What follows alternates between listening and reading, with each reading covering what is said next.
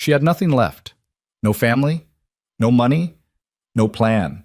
Just a torn piece of newspaper, a pair of worn-out boots, and 7 miles of empty Kansas prairie stretching out ahead of her. Most women would have turned back. Maren Adler kept walking. What she found at the end of that dirt road wasn't just a job.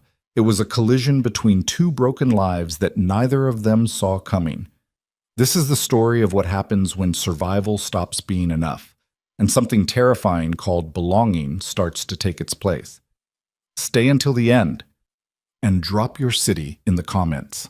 I want to see how far this story travels. The advertisement was 4 lines long. Maren had read it so many times over the past 2 days that she could close her eyes and see the ink pressed into the newsprint, slightly smudged on the left edge where the typesetter had rushed the press. Harvest help wanted. Blackstone Ranch, 7 miles north of Dalton Creek. Inquire in person. No letter necessary. No letter necessary. That was the part that had made her stop breathing for a moment when she first read it, sitting on the edge of a wooden crate outside Harmon's general store, with the wind picking at her skirt and the October sky going gray and mean overhead. No letter meant no reference required.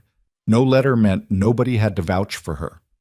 No letter meant a woman with nothing but $2.40 in her coat pocket and a carpet bag that held everything she owned in the world might still have a chance at something. She had torn the advertisement out carefully, folded it twice, and tucked it into her left boot because it was the only place she trusted not to lose it. That had been Thursday. It was now Saturday morning, and Maren Adler was standing at the edge of Dalton Creek's only road, heading north, staring at 7 miles of open Kansas prairie like it was a personal enemy she was about to pick a fight with. The town behind her wasn't much.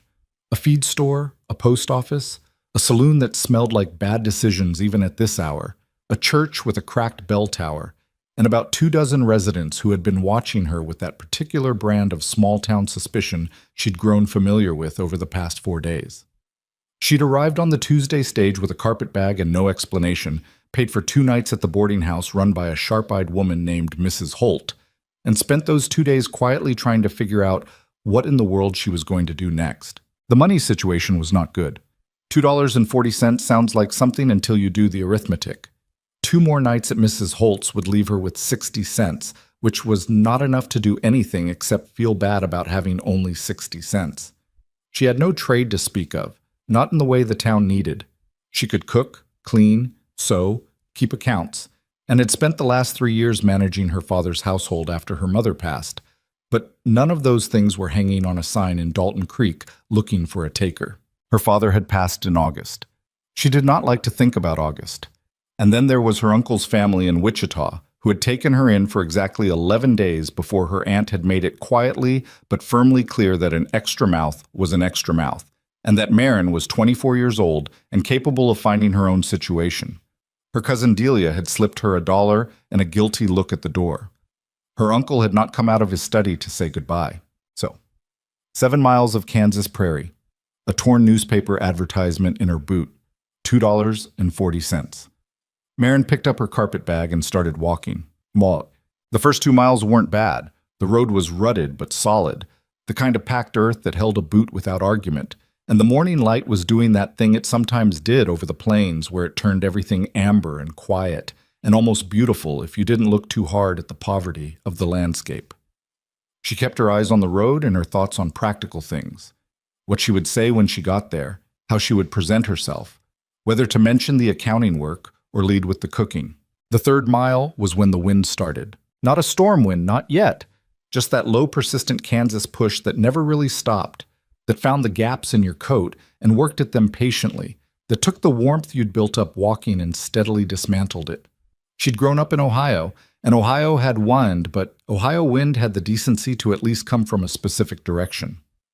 Kansas wind seemed to be working on some kind of rotation, and it was rotating directly into her face no matter which way the road bent. She stopped at mile 4 to set down the carpet bag and rest her arms and eat the biscuit she'd wrapped in a cloth and put in her pocket that morning. It was dry and tasted like salt and not much else, but it was hers. She stood in the middle of the empty road and ate it and looked at the land around her. There was so much of it. That was the thing about Kansas that still unsettled her even after weeks in it. The sheer indifferent vastness of the place. The way the horizon went on and on with nothing to interrupt it. No hills, no tree lines worth mentioning, nothing to give your eyes a place to rest. Back home in Ohio, there had always been something. A barn in the middle distance, a line of maples along a fence, a church spire catching the light, something that said people live here and the land acknowledges them. Out here, the land didn't acknowledge anything. The land was just the land, enormous and flat and utterly unconcerned with whatever small human drama was walking across it. Marin ate her biscuit. She watched a hawk make slow circles in the gray sky. She picked up her carpet bag and kept walking. She saw the ranch at miles 6.5, though saw is generous. She saw a dark shape in the distance that resolved slowly into the outline of buildings, and then a little closer into a house and a barn, and what looked like several smaller structures beyond, and then closer still into a place that was clearly working hard just to hold itself together. The house was wood frame, 2 stories, weathered to that particular silver gray that Kansas sun and wind did to wood over years of patient abuse. The porch roof sagged slightly on the left side. One of the shutters on the upper windows was hanging at an angle, the top hinge having given up. The fence line along the road was in decent repair. Someone had been keeping up with it recently. But the gate at the entrance had been propped open with a stone and looked like it hadn't been properly closed in some time. Beyond the house, the barn was large and relatively solid-looking, and she could see the darker shapes of livestock moving in the near field. A haystack that looked partially done. Equipment she couldn't name from this distance. Signs of work in progress everywhere. The scattered evidence of an operation that had too much to do and not quite enough hands to do it. She stood at the stone-propped gate for a moment, catching her breath from the last half-mile, and thought, not for the first time, that this was probably insane. Walking 7 miles to a stranger's ranch to ask for work, with nothing to recommend her but 4 lines of newspaper advertisement and a determination that had not yet decided to become something more sensible. Her father used to say that courage and stupidity looked identical right up until the moment they didn't. She was never entirely sure which one she was operating on at any given time, and she didn't know now either. She walked through the gate. The yard between the gate and the house was maybe 60 feet, and she had covered about half of it when the front door opened.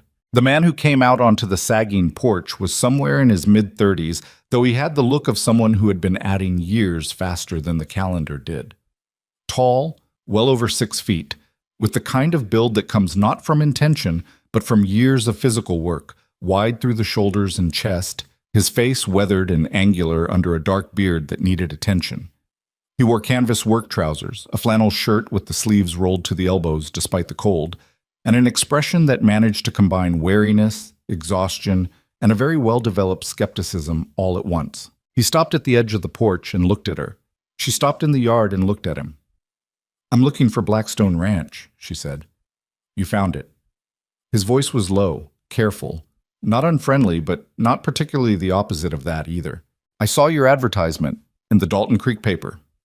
She reached into her coat pocket and then remembered the advertisement was in her boot, and made the split-second decision not to pull it out of her boot in front of a stranger. "About harvest help."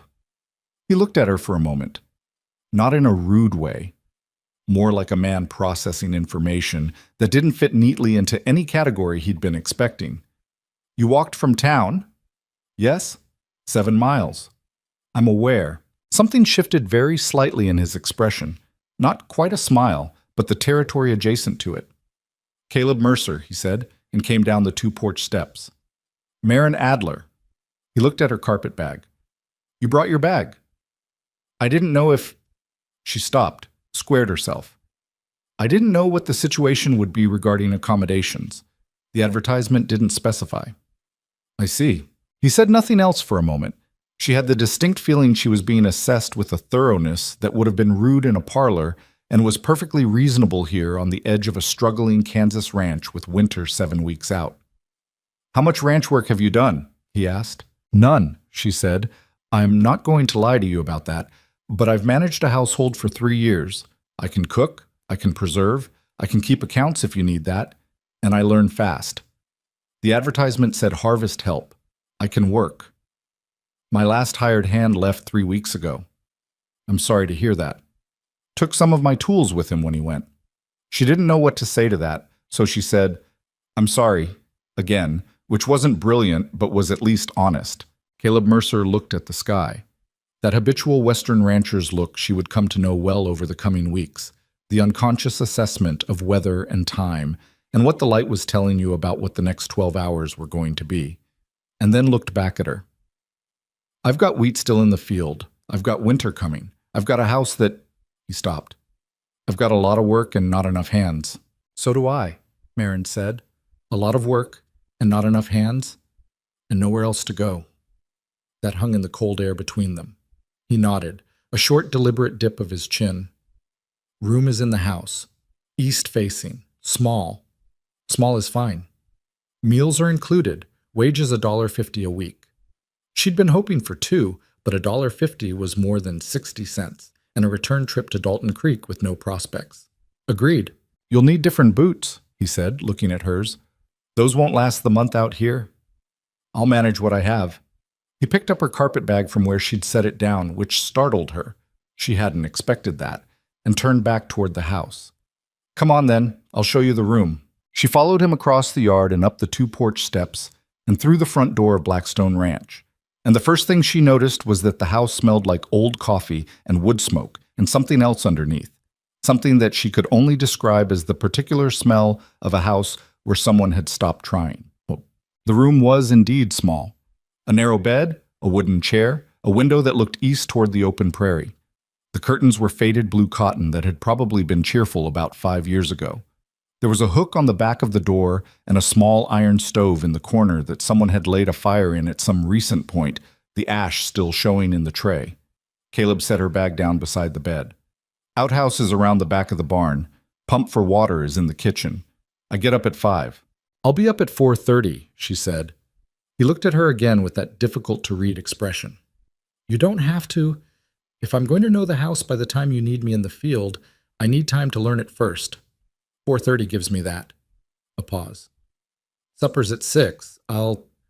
There's food in the kitchen. Can you—" "I'll handle supper," she said. He nodded, turned to leave, got to the door and then stopped, his hand on the frame, his back still to her. "My boy," he said. "He's 7. His name is Henry. He doesn't warm up to people fast." "I understand." His mother— Another stop, longer this time. "It's been 4 years." "I understand," she said again, and meant it differently this time. He left without another word, and she heard his boots on the floorboards going down the stairs, and then the front door, and then nothing but the wind pushing at the east-facing window. Marin sat down on the edge of the narrow bed. She put her hands in her lap and looked at the faded blue curtains. She thought about her father's house in Ohio, which someone else was living in now. She thought about her aunt's kitchen in Wichita, where she had peeled potatoes for 11 days and felt every minute of her unwelcomeness in the rigid set of her aunt's shoulders. She thought about the 4 lines of newsprint she'd torn from the paper and carried in her boot for 2 days across 7 miles of Kansas wind. Then she stood up, opened her carpet bag, shook out her second dress, and hung it on the hook behind the door, and went to find the kitchen. Marmoset. The kitchen was in worse shape than she'd expected, which was saying something because she'd been expecting fairly bad. It wasn't dirty, exactly. Or rather, it wasn't the dirt of a person who didn't care, but the dirt of a person who cared about other things more and had been managing too many of those other things for too long. The dishes were washed and stacked, but the cast-iron skillet had a layer of old grease that had gone rancid. The pantry was disorganized in a particular way that said survival thinking, where things were shoved in based on urgency rather than any system. 2 sacks of flour behind a broken lantern, canned goods mixed with tools, a heel of bread next to a jar of machine oil. The floor needed sweeping with a commitment. The window over the wash basin had a crack in the lower right corner that had been there long enough for dirt to have built up in it. But the stove was good, a proper cast-iron range that had been maintained even when other things hadn't been. And when she checked the flue and opened the firebox, she found enough coals still glowing that she could have a fire going in 10 minutes. The pantry had potatoes, dried beans, salt pork, onions, a can of peaches, cornmeal, and various other provisions. Not lavish, but honest. She found an apron hanging on a peg near the stove that was several sizes too large for her and put it on anyway. She found a broom and spent 15 minutes on the floor. She cleared the jar of machine oil away from the bread. She located a bucket and went to the pump in the corner and filled it, set it on the stove to heat. She was rendering the salt pork for the beans when she heard small feet on the stairs. She didn't turn around immediately. She'd learned over years of managing a household that turning around too fast when children were being cautious about you was the wrong instinct. It put them on notice that you'd noticed them, and that was when they retreated. So she kept her attention on the skillet and waited. The feet stopped somewhere in the doorway. She could feel the assessment happening. She'd felt it from the father, too, and apparently it ran in families. She turned the salt pork over in the skillet with a long-handled fork. The kitchen filled with that smell, warm and savory, that is one of the oldest reliable comforts in the world. After a while, she said, without turning around, "Your father mentioned your name was Henry." Silence. "Mine's Marin. I know that's a strange name. Most people can't say it right the first time." A very small voice from the doorway. "I said it right." "You did. That's unusual." She turned around then, slowly, keeping her hands visible and her expression ordinary. Henry Mercer was small for 7. Not unhealthily so, just compactly built, with his father's dark hair and what looked like it might have been his mother's eyes, wide set and dark brown, watching her from under a fringe of hair that needed cutting. He had on overalls and one sock and no shoes, and he was holding a wooden horse in his left hand with the casual negligence of a child who doesn't know they're carrying it. "I'm making beans," she said. "Are you hungry?" He looked at the stove, looked at her. "Pa makes beans different." "How does your pa make beans?" A small shrug. "With more water, they come out more like soup." "Do you like them that way?" Another shrug, which she interpreted correctly as "I eat them that way." "Do you like them like soup?" she asked. "Not really." "All right, I'll make them not like soup. If you don't like them, tell me and we'll adjust." She turned back to the stove. "You can sit at the table if you want. You don't have to." She heard, after a moment, the sound of the chair being pulled out. Supper was beans over cornbread, which she'd managed in the cast iron, and sliced onions and vinegar that she'd found in the back of the pantry. It wasn't remarkable food, but it was solid and hot and seasoned properly, which was 3 things she suspected hadn't been consistent in this kitchen for a while. Caleb came in from outside at 2 minutes to 6, stamped his boots on the mat inside the door, washed his hands at the pump, and sat down at the head of the table. He looked at the food. He looked at Henry, who was already seated and had been carrying on a one-sided explanation to Marin about the wooden horse's name, which was Captain, and Captain's various qualities. "Smells good," Caleb said, in a tone that suggested he was being careful about how much he said.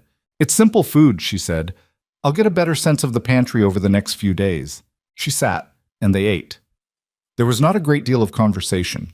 Caleb was a man who seemed to take eating seriously, as something that needed to be done rather than a social occasion, and she respected that. Henry ate with the focused attention of a hungry child, which was its own kind of answer to several questions she'd been quietly having. When his bowl was empty, he looked at the pot on the stove. "Can I have more?" he asked, looking at Marin rather than his father. She glanced at Caleb. He gave a short nod. "Go ahead," she said. "The spoon's right there." Henry got up, served himself, sat back down. Caleb watched this without comment, but she noticed his hand stop moving for a moment, fork halfway to his plate, before he resumed eating.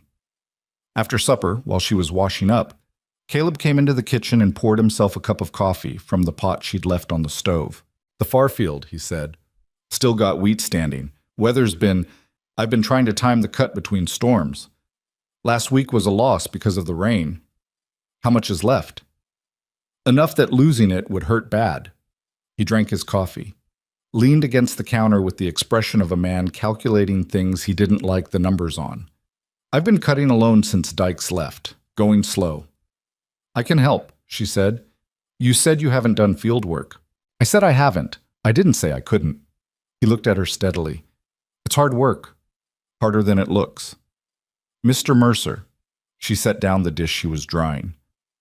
I walked 7 miles across open prairie in October with a carpet bag and a dress that isn't warm enough for this weather to apply for a job I've never done before.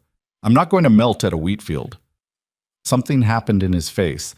Not a smile still, not quite, but the armor that sat on his features relaxed one increment. 5 a.m., he said. Field work starts then. You'll need gloves. I'll find some. He finished his coffee, set the cup down on the counter with a heavy, deliberate clunk, and walked toward the door. Stopped again. He had a habit of that, she was noticing, of getting to the door and stopping, like he kept having second thoughts about things he'd decided. Thank you, he said, without turning around. For supper. You're welcome. He left, and she could hear him going down the hall toward the back of the house, and then the low murmur of his voice as he found Henry, and Henry's higher, faster answering voice. And she stood in the kitchen with a dish towel in her hands and listened to the sound of other people's ordinary life going on around her. She had forgotten, she thought, what that sounded like. The next morning, she was up at 4:15. She was not, she would admit to herself if she was being honest, a person who sprang out of bed. She was a person who set her teeth and got out of bed, which was different but got the same result. The east-facing room was cold. The little iron stove had let the fire die sometime around 2, and the floor planks were cold under her feet, and the air bit at her face and hands while she dressed in the dark. She went down to the kitchen and got the range going and put water on and found a cloth sack that had enough oats in it for porridge and got that started. She found the bread she'd seen in the pantry and cut it and put it near the stove to warm through. She swept again because the kitchen floor seemed to generate dirt autonomously, and she had decided the kitchen floor was now her particular enemy. Caleb came downstairs at 4:57. She heard him pause in the hall when he smelled the coffee. He came into the kitchen and looked at the table, the porridge, the warmed bread, the coffee, and then at her. You didn't have to do all this, he said. The oats were going stale, she said. Better to use them. He sat down. She set a bowl in front of him and one for herself and poured the coffee, and they ate in the kind of silence that is not uncomfortable so much as honest. Outside the window, the sky was that deep, cold blue that comes before dawn in October, and the wind was already there, already at work, already making itself known. I'll take you through the field work this morning, he said, when he'd eaten half the porridge. Show you what needs doing. All right, it's going to be a cold day. He looked at her coat, which was hanging on the peg by the back door. That coat isn't going to be enough. It's all I have. He was quiet for a moment. There's an old jacket of my wife's, in the chest in the bedroom. You can use it. It's just taking up space.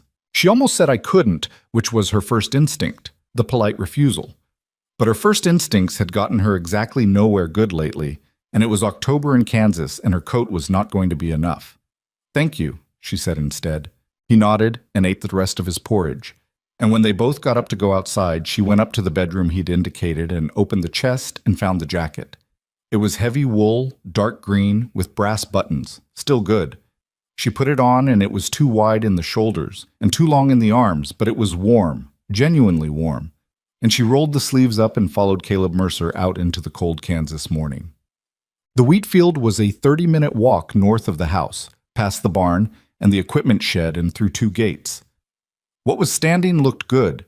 She could tell that even without knowing the first thing about wheat, golden and full-headed, rippling in the wind that was already pushing down out of the north with a new edge on it.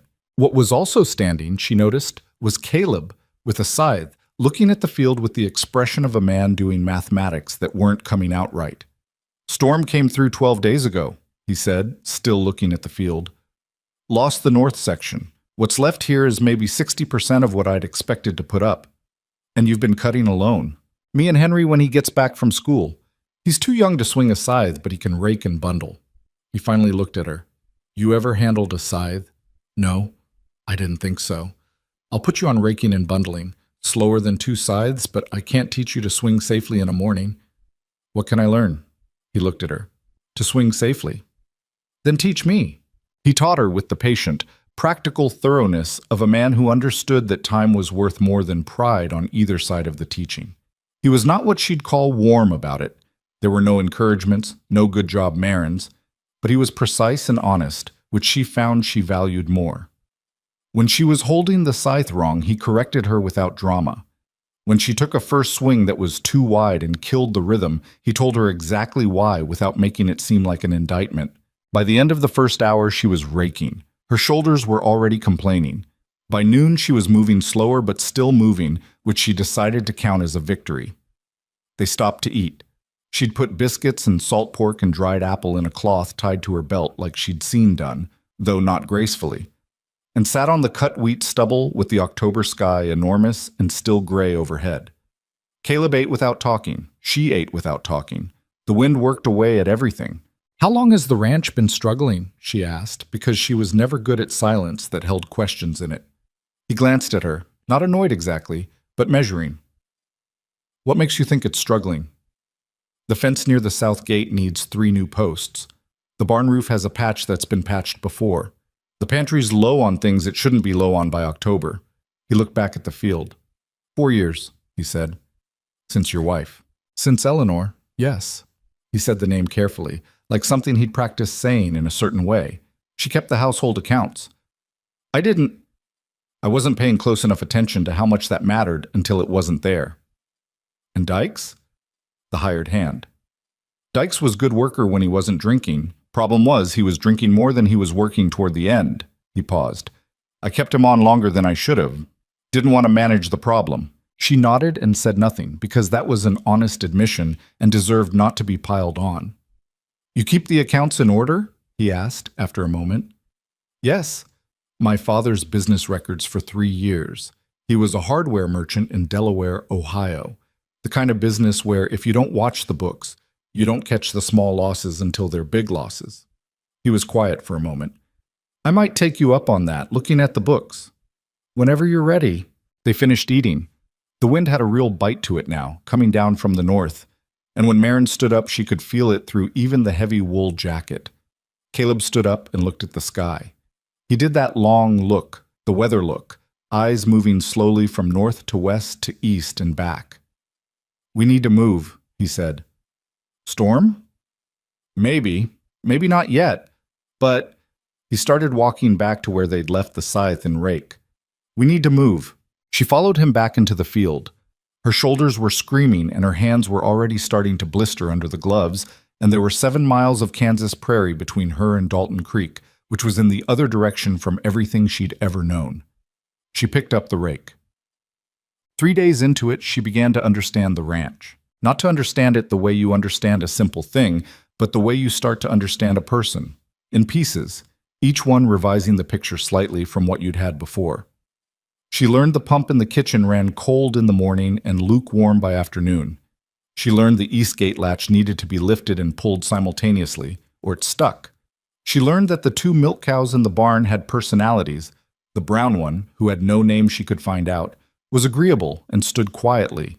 The black and white one, whose name, according to Henry, was Duchess of Trouble, was exactly that. She learned Henry in pieces too. He was 7 and angry about it. The way some children are angry about being small in a big world that hadn't consulted them. He was smart, quick with words, observant in the way of children who've spent a lot of time being quiet in adult company. And he had a stubbornness that she recognized as genetic because she saw it applied differently, but equally in his father. He didn't trust her, not yet, not really. But he ate the food she made and brought Captain the wooden horse into the kitchen sometimes when she was working, and that was something. On the 4th day, he asked, "Were you always alone?" She was making bread, had her hands in the dough, and she didn't stop or look up. "No, I had my father." "Where is he?" "He died. In August." Henry sat with this. He was at the table, Captain, making small roads in a dusting of flour she hadn't gotten to yet. "My ma died 4 years ago," he said. "I know." "Pa doesn't talk about it." "No," she said. "Some people can't." "Can you talk about it, your pa?" She turned the dough over. "I can. He was a good man. He liked bad weather. Not like storms, but cloudy days. Days when the sky was doing something interesting. He always said clear days were boring." Henry thought about this. "My ma liked yellow things," he offered. "Pa told me. Said she'd pick yellow flowers even when there were prettier ones." "That's a lovely thing to know about someone," Maren said. Henry looked at Captain for a moment. "I don't remember her much," he said, which was the most honest and most painful thing she'd heard since she arrived, delivered in the casual, matter-of-fact tone that children use for the things that hurt most, because they haven't learned yet to dress those things up. "That's hard," she said. "Yeah." She braided the dough and put it in the pan and set it near the stove to rise, and Henry made roads with Captain in the flour dust, and neither of them said anything else, and that was enough. On the 6th day, she found the accounts. She hadn't asked again after Caleb's half-invitation in the field. She'd decided to let that be his move, since she was still new enough that pushing felt wrong. But she was reorganizing the back shelf of the pantry when she found a tin box pushed behind a sack of cornmeal, and when she lifted it, the lid wasn't locked, and when she opened it, she saw the papers. She closed it again immediately. At supper that evening, she said, "I found a tin box in the pantry. I didn't read it, but I think it may be your accounts." Caleb's fork stopped. He looked at her across the table. "On the back shelf?" "Yes."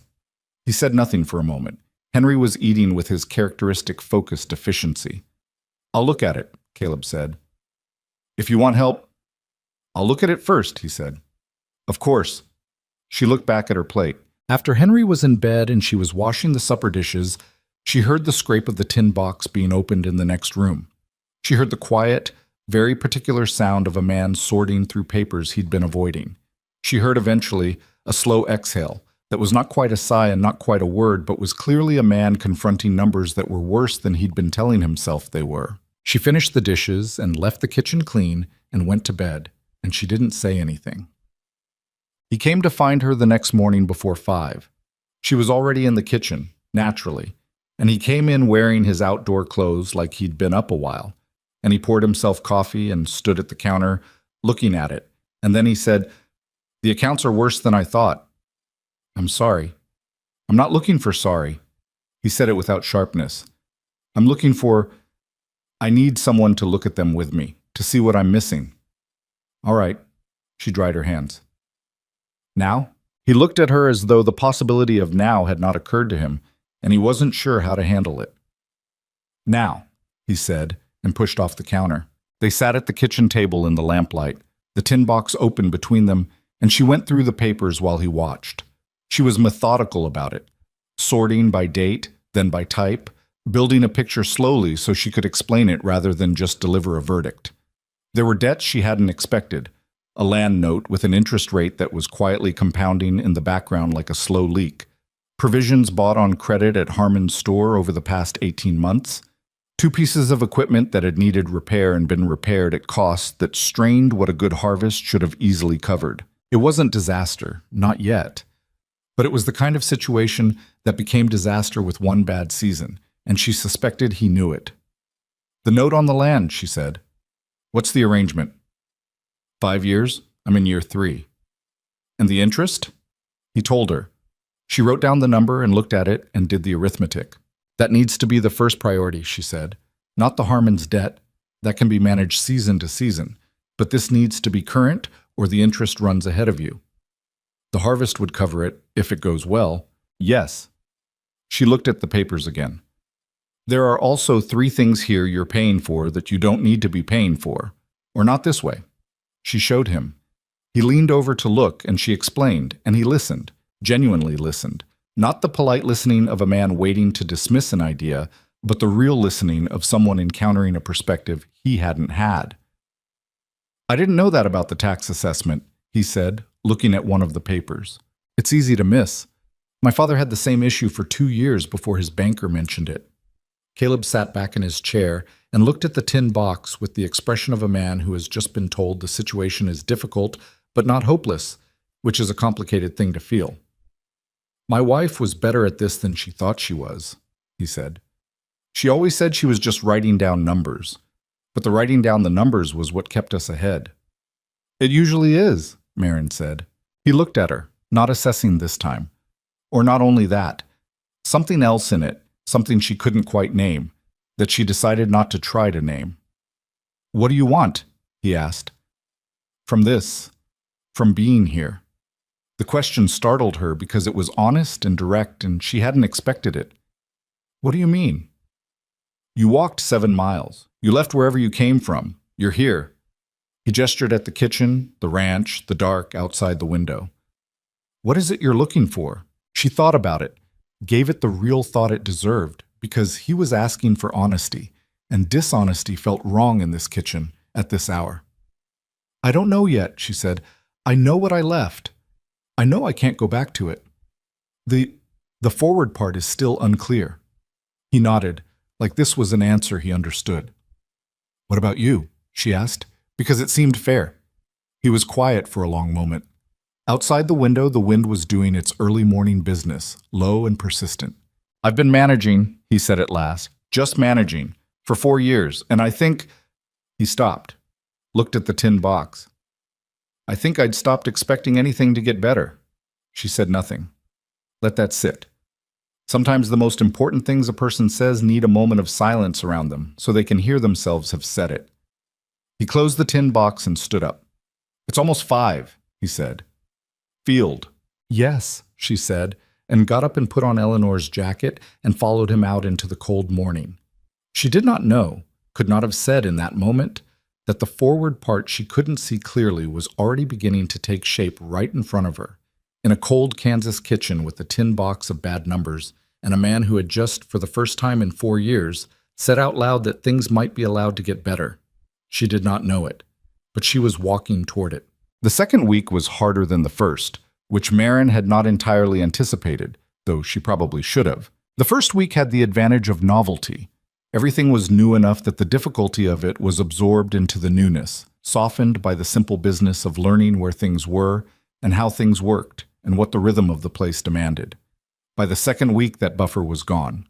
She knew where everything was. She knew the rhythm, and knowing it meant she could no longer be distracted from how relentless it actually was. 4:30. Fire in the kitchen range, water on, porridge or biscuits depending on what the pantry could spare that morning. Feed the chickens. There were 9 of them, bad-tempered and unimpressed by consistency. Milk the cows, the agreeable one first, then Duchess of Trouble, who had to be approached like a negotiation. Get Henry up and fed and his lunch wrapped and his boots laced, because he could lace his own boots but did it wrong, and then tripped on the field, and she'd learned this on day 3. See Henry off when the neighbor's boy came to walk with him to the schoolhouse 2 miles down the road. Back inside to wash up from breakfast, make some assessment of what needed doing in the house, and then either that or the field, depending on where Caleb needed her more that day. The field was winning, most days. The weather wasn't right yet, hadn't turned hard, but it was hinting. That north wind had something to say, and it wasn't saying it kindly, and Caleb moved through every day with the pressed urgency of a man watching a clock he couldn't quite read. Her hands were the worst of it. The blisters from the first days had broken and hardened into something tougher, but the raking motion found new places to complain about, and at night she wrapped them in old cloth she'd found in the mending basket and tried not to think too hard about the ache.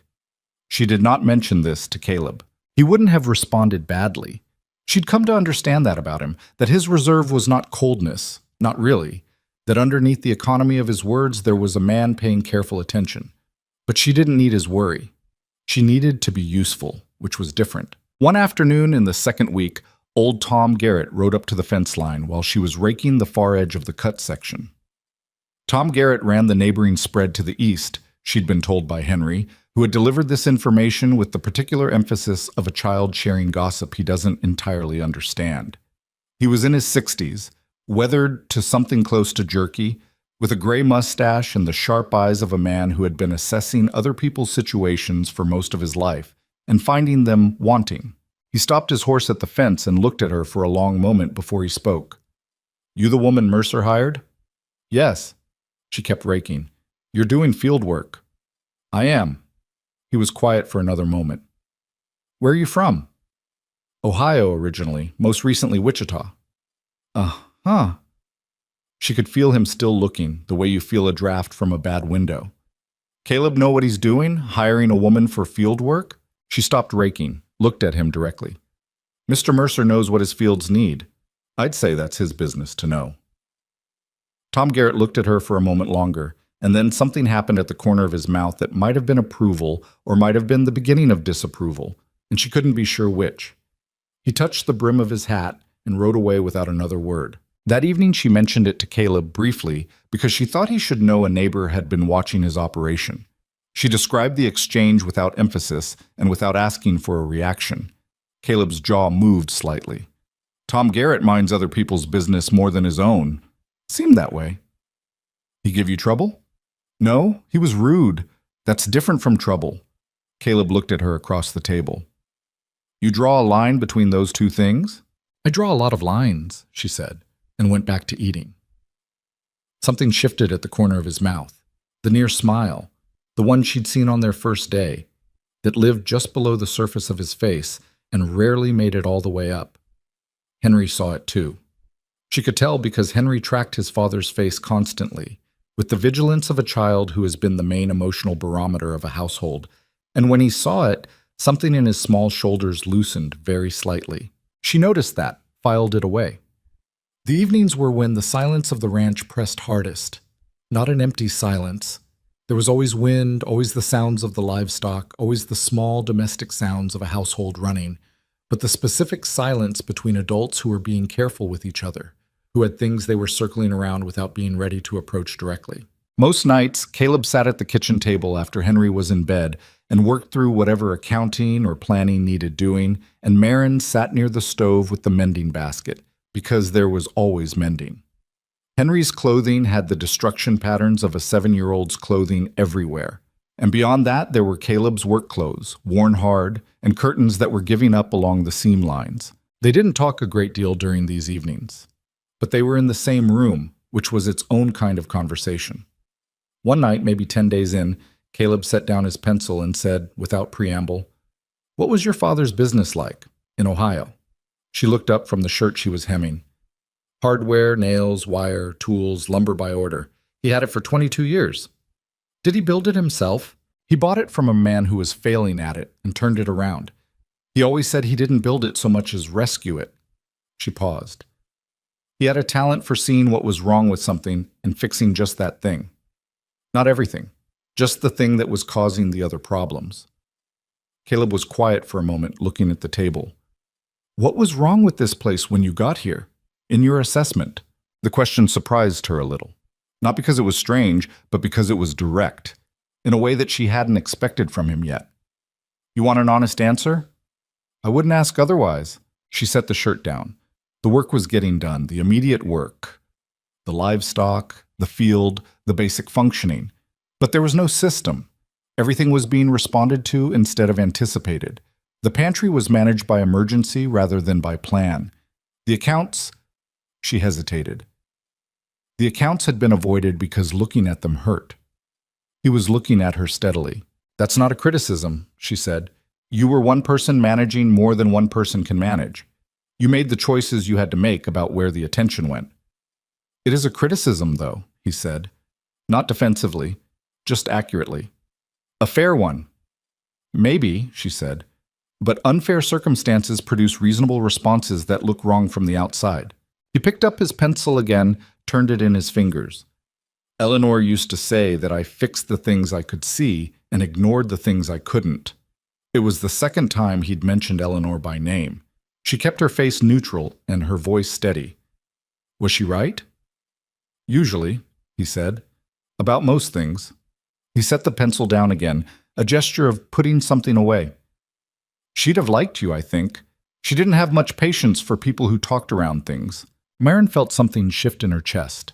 Not uncomfortably, but with the weight of being seen somewhat clearly by someone who was still mostly a stranger. I take that as a compliment. It was meant as one. He went back to his papers. She went back to the mending. The wind worked at the window, and the stove ticked as the fire settled, and outside the Kansas dark was complete and enormous.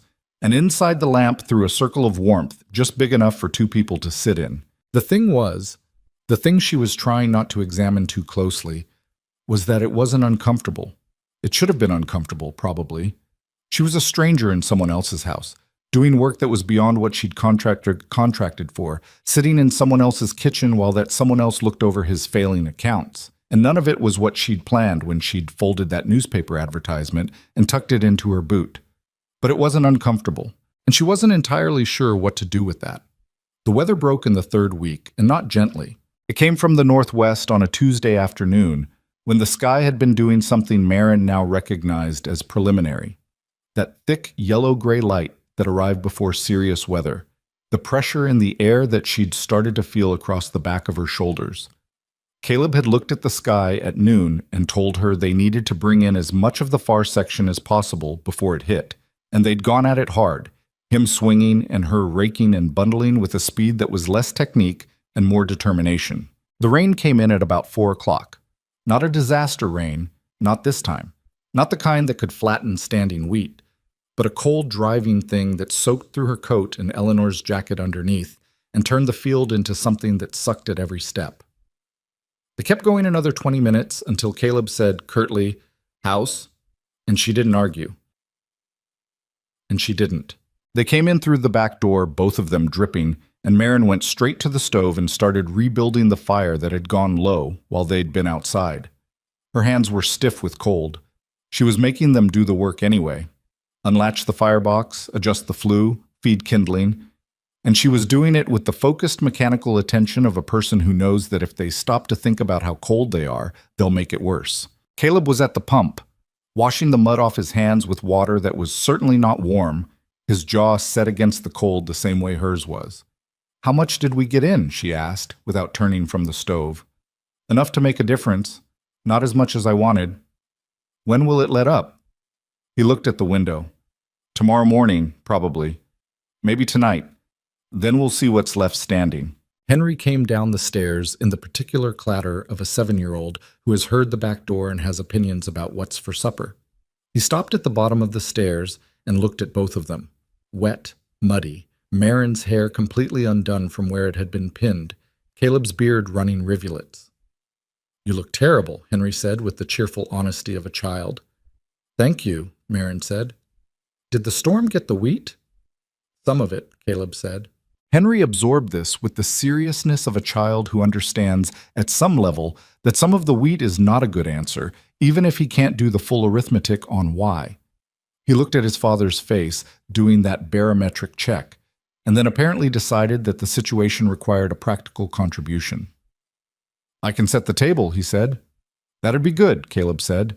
Henry went to get plates, and Caleb and Marin looked at each other for a moment across the kitchen, both drenched, the fire finally catching behind her, the rain against the window, the small sound of Henry counting out forks. And something in the look was just briefly, just for a second, almost funny. Not funny enough to laugh at, but close. She turned back to the stove. He went to change out of his wet clothes. Henry set the table with the focused care of a child who has been given an important job, putting everything at precise right angles, which she noticed and which made something in her chest go a little sideways. After supper, after Henry was in bed, she sat at the table across from Caleb with the ranch account spread between them, and they worked out carefully what the reduced harvest would actually mean. The numbers were not comfortable, not disastrous yet. The yet was doing a lot of work in that sentence, but the margin was thinning. The land note payment was coming in December. The Harmon's credit needed to be reduced before winter closed down the ability to supplement provisions. The equipment shed roof that needed work would need to wait until spring, which was a risk but a manageable one if the winter was ordinary. "The livestock are healthy," she said. "That's not nothing. The milk cows, the hogs, the horses. If you needed to, you could sell one of the hogs this month and put that against the Harmon's account." "I don't want to slaughter early." "I didn't say slaughter, I said sell. Tom Garrett might buy." Caleb looked at her. "You want me to sell a hog to Tom Garrett. I want you to pay down the Harmon's account. Tom Garrett is a means to that end." She paused. "Unless the two of you have a history I should know about." "We don't have a history. He's just—" He stopped, drummed his fingers on the table once, twice. "He's been waiting to see this place fail since before Eleanor died. I don't like giving him the satisfaction of thinking I need to sell off stock." "He'd be buying the hog," she said. "Not the ranch. There's a difference." Caleb was quiet for a long moment. She could see him working something over in his mind, the way he did when he was getting past pride toward practicality, which was a visible process in him if you knew what to watch for. "I'll think about it," he said. "All right." She gathered the papers, restacked them, put them back in the tin box.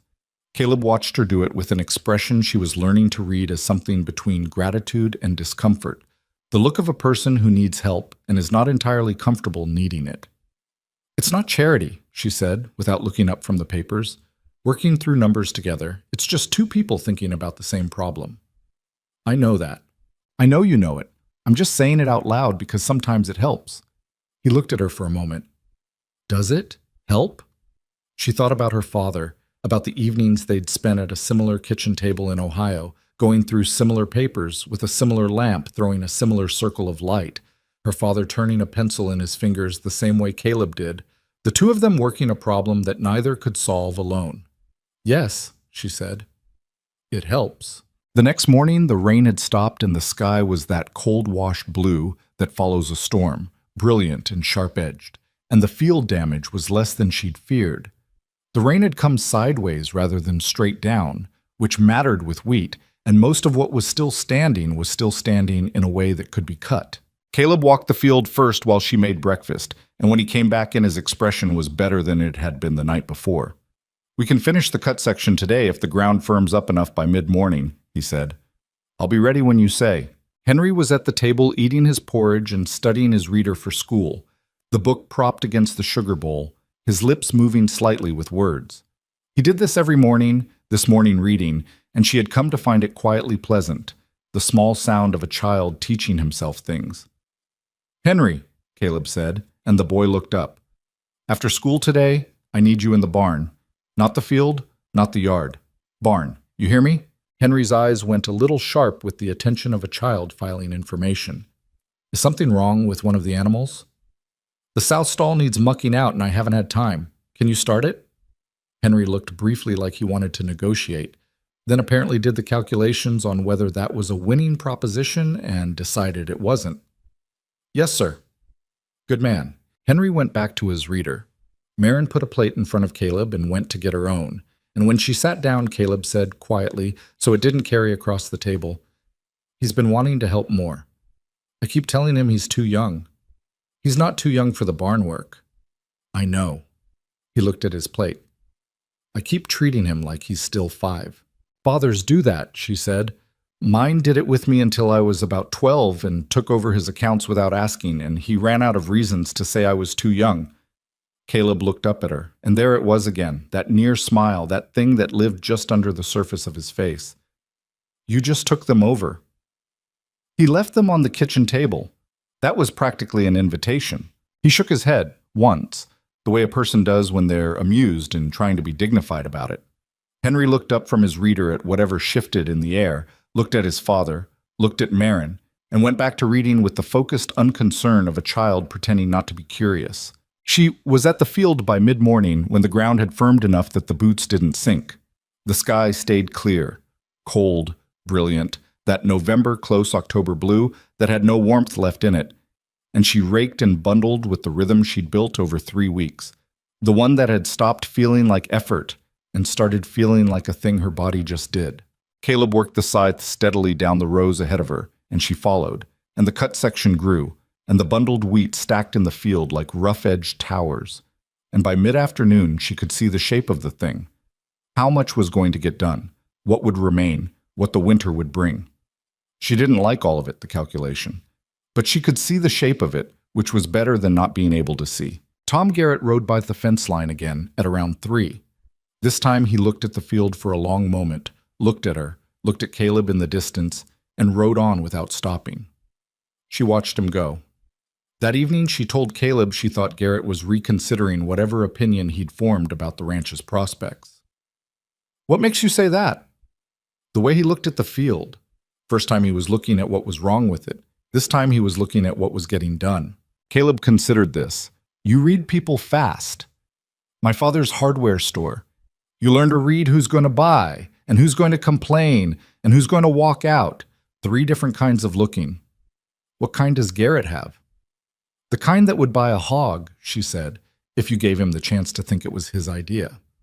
There was a pause, and then Caleb said, "You might be right," which was as close to "you're right" as she'd heard from him, and she let it stand without pushing. She was learning his language, she realized, the shorthand of a person who used words sparingly and meant them precisely. I'll think about it meant I'm probably going to do it. Might be meant is. You don't have to meant I appreciate that you are. She was also learning, less comfortably, what his silences meant. The silence in the evenings that wasn't entirely about exhaustion. The way he sometimes looked at the kitchen, at the fire, the lamp, the table, with an expression she couldn't name and hadn't tried to, except that it wasn't sadness exactly, more like a man looking at something he'd forgotten how to expect. She didn't name it because naming it felt like overstepping. She was hired help, technically. She had a wage. She had a small east-facing room and a hook on the door and a jacket that had belonged to a woman 4 years dead. She said none of this to herself in any direct terms. She just felt the shape of it in the evenings when the lamp was lit and the mending was in her lap and Caleb was across the table with his pencil. And outside the Kansas dark was total and indifferent. And inside this single room, something was accumulating that neither of them had agreed to and neither of them had quite acknowledged yet. On a Thursday in the last week of October, Henry came home from school with a note from the school teacher, a young woman named Miss Pratt, who reported that Henry had gotten into a disagreement with another boy that had become physical, and would his father please speak with him regarding the incident. Caleb read the note at the table while Henry sat across from him with his arms folded and his jaw set in a look that was his father's jaw and his father's expression in miniature, right down to the deliberate stillness of a person controlling something they'd rather not control. Marin was at the stove and stayed there. "What happened?" Caleb said. Not a question. Henry's arms tightened across his chest. Eddie Harmon said something. "What did he say?" A very long pause. "He said you had a woman living in our house who wasn't family, and that meant—" Henry stopped. His jaw went tighter. "He said something rude about it." Caleb looked at Henry for a long moment. Then he looked briefly at Marin's back, then at Henry again. "What did you do?" "I told him he was wrong. He kept saying it, so I—" Another stop. "I pushed him." "Hard?" "He fell down." Caleb was quiet for a moment. "You shouldn't have pushed him." "He was wrong. He was wrong and you shouldn't have pushed him. Those two things are both true at the same time, Henry." Henry's arms didn't unfold, but something around his eyes shifted. "He was saying bad things about Miss Marin." Caleb looked at his son. "I know." His voice had changed slightly, the weight in it different. "But fighting Eddie Harmon in the schoolyard isn't going to change what people say. It's just going to get you sent home with notes." "Then what am I supposed to do?" Henry asked, and there was something raw in it, the real question underneath, which was not about Eddie Harmon at all, and both of them knew it. Caleb leaned forward, put his elbows on the table. "You don't owe anybody an explanation about what happens in our house. You understand me? Not Eddie Harmon, not his father, not Tom Garrett, not anyone. What happens here is our business." Henry looked at his father. The rawness was still there, but something else was too now, something steadying. "Is Miss Marin staying?" he asked, and the way he said it was so careful, so deliberate, that it was clear he'd been holding it for a while. The silence that followed lasted exactly long enough to be its own kind of answer, which Marin heard from the stove and kept her back to and her face forward and did not move. "She has work here," Caleb said, "and she's doing it well." It was not what Henry had asked, exactly, but Henry looked at his father's face with those measuring eyes, and apparently what he read there was sufficient, because he unfolded his arms and put them flat on the table and said, "Okay," in the tone of someone who has decided to accept terms that are not perfect, but are workable. "You'll apologize to Eddie Harmon tomorrow," Caleb said. Henry's face went briefly through several things. "Yes, sir," he said, with the sound of someone paying a bill they don't think they owe. "Even when you're right," Caleb said, "you apologize for how you handled it, not for what you believed." Henry thought about this for a moment. "That's hard." "Yes," Caleb said. "It is." Marin stood at the stove and stirred the stew that didn't need stirring and kept her face perfectly still, because some moments needed to happen in a room without commentary from the person standing at the edges of it. Later, after Henry was in bed, Caleb sat at the kitchen table and did not open the accounts. He just sat, a cup of coffee in both hands, looking at the middle distance the way he did when he was working through something internal. Marin sat across from him with the mending, the way she did. Outside the wind had an edge that was new. Not quite winter yet, but not pretending otherwise anymore. After a while, Caleb said, "The town's going to talk. Some of it's already started." "I know. It doesn't, what they say doesn't change anything for me. I want you to know that." She looked up from the mending. He was looking at his coffee, not at her. "All right," she said, "but I know it might affect how you—" He stopped, chose different words. "If it makes your situation here uncomfortable, you can say so." "It doesn't." He looked up then. "You're sure?" "Mr. Mercer," she said, "I walked 7 miles across open prairie in October because I had nowhere else to go. What Tom Garrett thinks about that is considerably less important to me than whether the milk cows get fed." He looked at her for a moment. Something in his expression did what it sometimes did, opened slightly, the way a room looks different when a window is cracked. The air in it changed. "Caleb," he said. She looked at him. "My name," he said. "You've been here 3 weeks. You can call me Caleb." She held his gaze for a moment. "All right," she said. "Caleb." He nodded once, picked up his coffee, and looked back at the middle distance, and she looked back at the mending, and outside the Kansas dark pressed at every window, and the wind said winter was coming, and neither of them said anything else. But the thing that had been accumulating in the evenings accumulated a little more, and the room held it, and neither of them named it. Not yet. The 1st of November arrived the way bad news does, quietly, without announcing itself, just suddenly there when you looked up. Marin had been at Blackstone Ranch for 26 days. She knew this not because she was counting exactly, but because she'd been tracking provisions against the calendar in the back of the household ledger she'd started keeping, a practical record of what came in and what went out and what needed ordering before the roads got bad. 26 days meant she'd been through 2 hard rains, 1 dry stretch that had felt like a gift, and approximately 40 conversations with Duchess of Trouble about the nature of patience, none of which had made any impression on the cow whatsoever.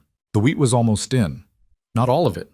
The north section that the earlier storm had flattened was a loss she'd watched Caleb absorb with the particular stillness of a man who has already done the arithmetic and doesn't need to say it out loud. But enough. Enough to meet the land note in December. Enough, if the winter provisions held and no equipment failed catastrophically, to bring the ranch to spring without additional debt. She'd written those numbers in the ledger herself, sitting at the kitchen table on the last evening of October while Caleb was in the barn checking the livestock against the dropping temperature, and she'd looked at them for a long time.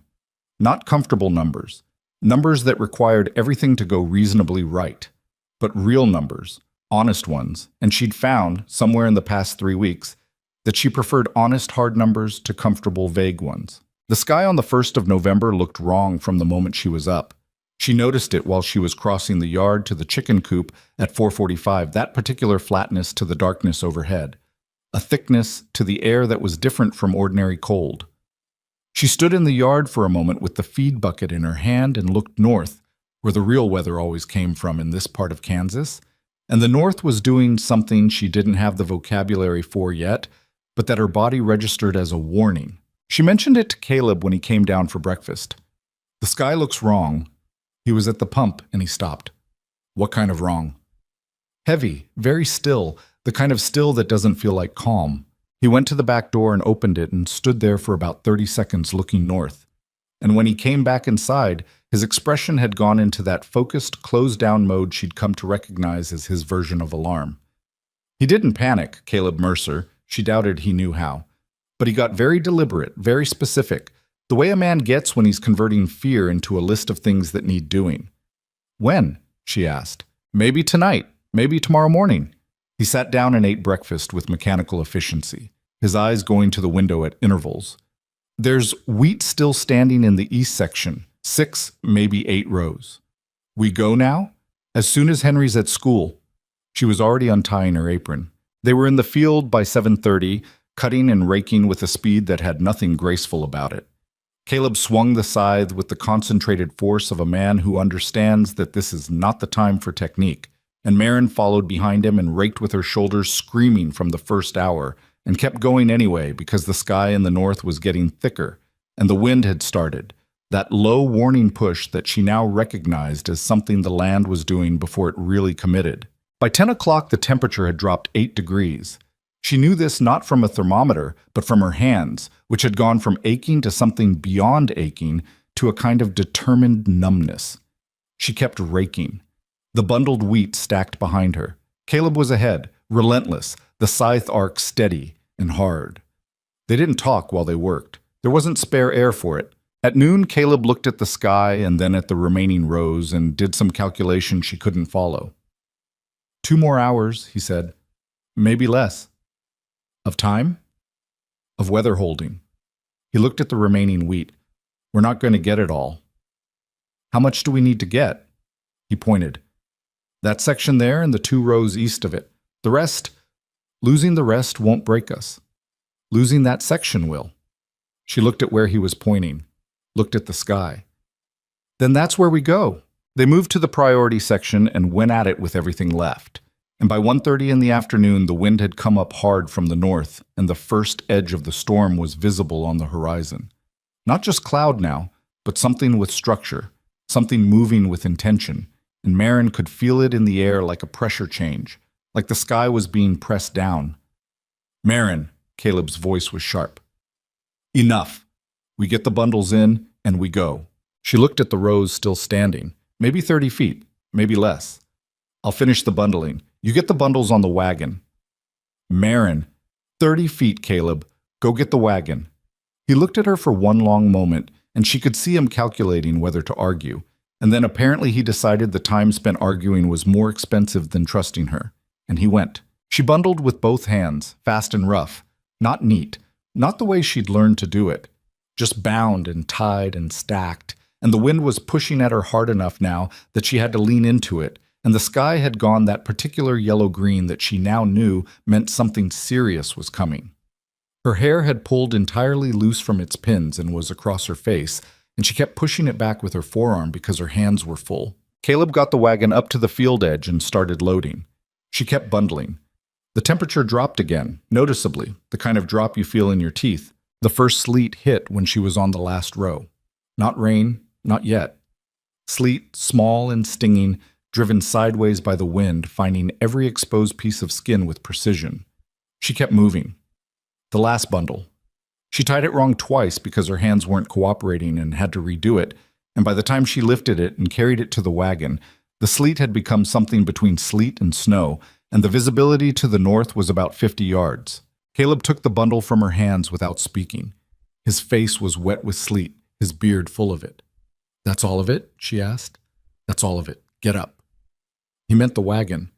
She climbed up, and he climbed up beside her, and he moved the horses fast across the field toward the gate, and the storm came in behind them like it had been waiting. By the time they reached the barn, the full weight of it had arrived. Not the worst of it. She'd learn later that the worst was still 6 hours out. But the arrival, the declaration of intent, the wind at 40 miles an hour, and the temperature dropping toward something genuinely dangerous, and the snow coming horizontally in the kind of curtain that makes the world 10 feet wide. They got the wagon in. They got the horses in. Caleb moved through the barn with sharp efficiency, closing the stall doors, checking the livestock, looking at the barn roof with the critical eye of a man who has cataloged every structural weakness in his property and is now running the tally against incoming conditions. Henry, Marin said. It came out before she'd fully processed the thought. Caleb was already moving. I know. He'll have kept at the schoolhouse. Miss Pratt knows better than to send them home in this, but I need to... Go, she said. I'll secure the barn and the yard. What needs doing here? He looked at her. Sleet was still melting in his hair on his beard. His eyes were doing that rapid assessment thing. The south stall gate needs a crossbar, or the wind will take it. The feed store in the east corner needs the tarp weighted down. There are supply crates on the south side of the yard that need to get under cover. I'll handle it. Go get Henry. He went, and she turned to the barn. She worked for the next 2 hours in conditions that she did not like to think about clearly while they were happening. The wind in the barn was bearable, so the structure cut most of it. But every time she went into the yard for the supply crates, she was dealing with near zero visibility and cold that was no longer merely uncomfortable, but was in a category she had no previous personal experience of. She moved the crates by feel as much as sight, stacking them against the barn wall. She got the tarp weighted with the stones Caleb had indicated. She found the crossbar for the south stall gate after an uncomfortable 5 minutes of looking in the wrong place and got it into position while the gate tried to fight her. Her fingers stopped working properly somewhere in the middle of all this. Not stopped entirely. She could still make them grip and move, but the fine motor cooperation was gone, and she was doing everything by the gross effort of hands that weren't quite hers anymore. She thought about this in a peripheral, observational way and kept working. Caleb came back with Henry at a little past 3 in the afternoon, both of them snow white from the collar up, Henry's small face pinched and red with cold. He had one hand gripping his father's coat sleeve and was leaning into Caleb's side with the instinctive, unself-conscious seeking of shelter that small children do and pretend they're not doing. Maren was in the barn when they came through the door, and Henry looked at her, at the state of her, the coat heavy with snow, the hands she was holding carefully because they hurt in a way that was going to get worse, and his eyes went wide. "What happened to your hands?" he said. "Cold," she said. "I need to warm them up slowly. Don't worry about it." "That's what Pa says when he doesn't want me to worry," Henry said, "and it always means I should worry." Caleb was looking at her hands with an expression she couldn't read because she was focused on not making a face about them. He crossed the barn in about 4 strides and took both her hands in his, just took them, without asking, cupping them between his palms. And the warmth of it was so sudden and so sharp that she made an involuntary sound and immediately regretted it. "How long were you outside?" he asked. "I don't know exactly. Long enough." "The crates?" "Stacked against the east wall, the tarps weighted. The south gate has the crossbar." He was looking at her hands, not at her face. His hands around hers were large and rough and very warm, and she was trying to be matter-of-fact about this and finding it harder than it should have been. "You should have come inside," he said. "Someone had to do it." "I would have. You were getting Henry."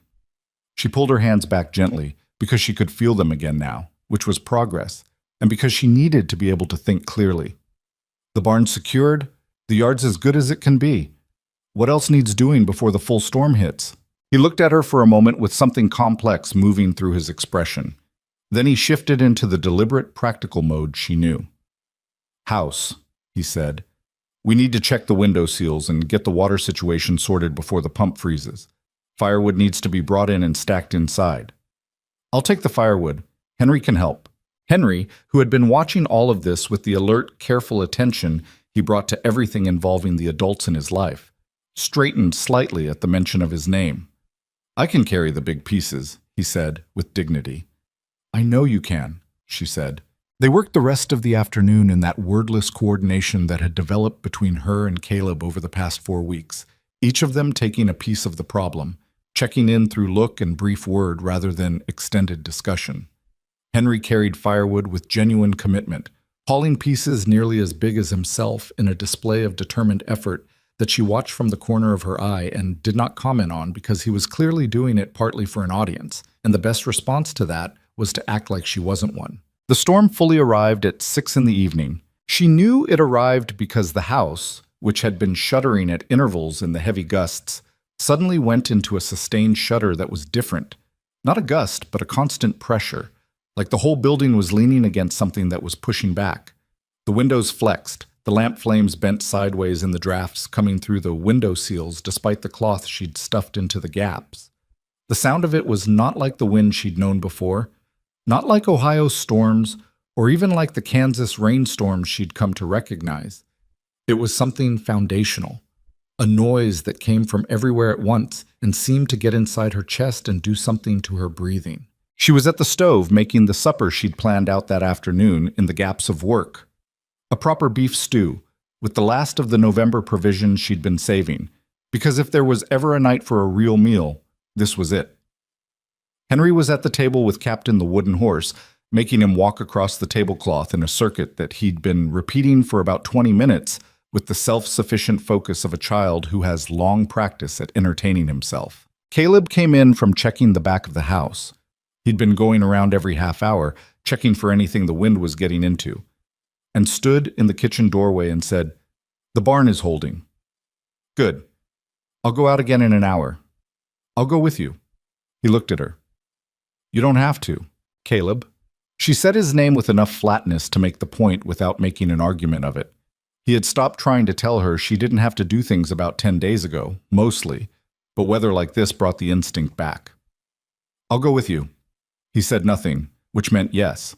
They ate supper with the storm pressing at every side of the house, and Henry ate with the particular appetite of a child who has been cold and is now warm and sitting next to a bowl of beef stew, and Caleb ate with the attention of a man keeping one ear on the house around him while trying to be present at his own table. Marin ate and listened to the storm and thought about what needed doing in what order, the way she'd been thinking since she walked through the gate of this ranch 26 days ago. Somewhere in the middle of supper, the power of the wind changed again.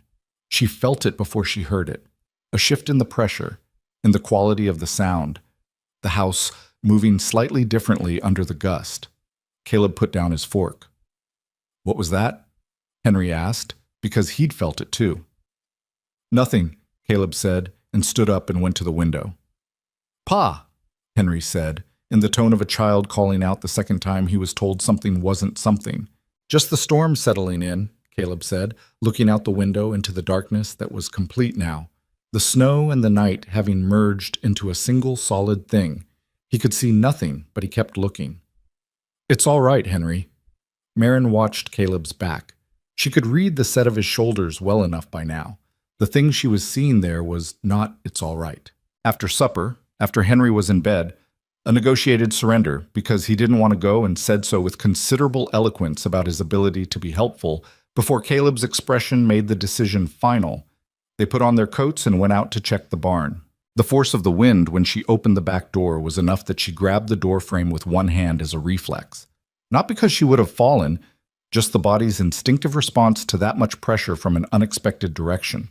Caleb was already out and turned to look at her with the lamp in his hand, the flame somehow surviving inside the glass despite the storm's best efforts. They crossed the yard with their heads down and their shoulders into the wind, and she could feel the cold through the coat and Eleanor's jacket and everything underneath in a way that was not gradual but immediate, the kind of cold that has an opinion about you.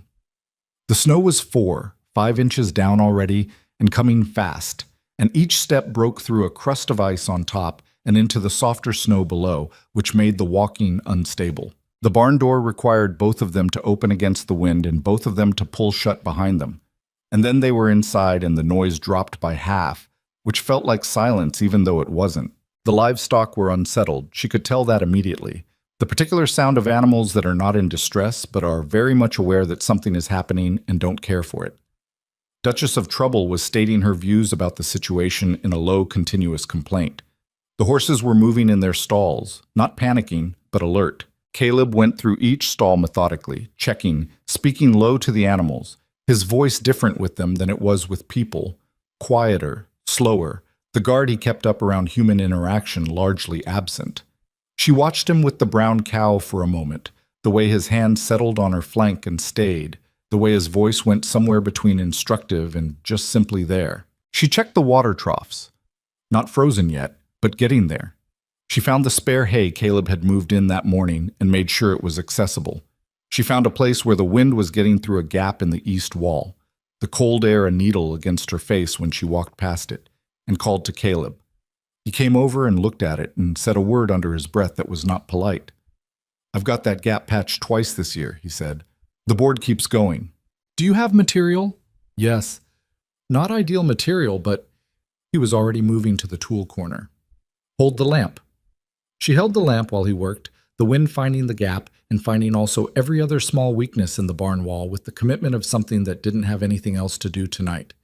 He worked fast, but the cold had got into his hands too, and she could see the deliberateness of it, the extra effort that cold hands and good dexterity require. "I can hold it," she said, when he was trying to position the board and drive the nail simultaneously with only 2 hands. "It's going to the nail—" "I can hold it." She took the board from him with both hands and pressed it flat against the wall over the gap. The cold came through it immediately, into her palms. "Go!" He drove 3 nails in fast, and the board held, and the needle of wind went away. He looked at the repair, looked at her. In the lamplight, his face was wind-raw, and his breath was visible in the cold air, and his expression was the one she'd been trying to name for 4 weeks, the one that opened slightly when he stopped thinking about opening it. You didn't have to hold that, he said. I know. She handed him the lamp. They stood there in the barn with the storm outside and the animals restless around them and the lamp casting its circle between them. And he looked at her with that expression, and she looked back, and neither of them said what was in the room between them, because the room between them had been holding it for 4 weeks and could hold it a little longer. But it was there. It was absolutely there, and both of them knew it. We should go back in, she said. Yes. Neither of them moved immediately. Then Caleb said, Thank you. For today. For all of it. I work here, she said, which was what she said when the thanks felt like too much, the deflection she used when she didn't know what to do with being seen. Marin. The way he said her name, the 2 syllables of it, the particular weight he gave it, saying it right the same way Henry had on the first day. You didn't have to stay out there as long as you did. You didn't have to secure the yard by yourself. You didn't have to. I know I didn't have to, she said, and her voice came out a little rougher than she'd intended. I wanted to. There's a difference. He was quiet for a moment. The storm pressed at the barn. Duchess of Trouble voiced a complaint. I know there's a difference, he said finally. That's why I said thank you. She looked at him. He looked at her. The lamp flame held steady between them for once, the barn giving it enough shelter to burn without leaning. You're welcome, she said, and meant it completely, without deflection. They went back through the storm to the house, bent into the wind, and she couldn't see the house until they were nearly at the back door, the snow and the dark complete around them, and for the length of that crossing she could only tell where Caleb was by the moving point of the lamp in his hand, a small, steady light in the middle of all that weather. She fixed that in her mind, that image, without knowing why. The storm raged through the night and into the next morning. She didn't sleep well, not because of fear exactly, but because the sound of it kept changing, finding new registers, and her mind wouldn't fully let go of the list of things that could go wrong. She was up twice to check the fire, and the second time she sat in the kitchen in the dark for a while, just listening to the house hold itself together around her. She thought about the east-facing room, the faded blue curtains, the small iron stove. She thought about the hook on the back of the door where her second dress hung. She thought about the tin box of accounts, and the household ledger she'd started keeping, and the chicken coop, and Duchess of Trouble, and the way Henry said Miss Marin with the same particular emphasis, whether he was asking a question or making a complaint, or occasionally telling her something he thought she should know. She thought about a man going through the barn stalls, speaking low to animals in the dark.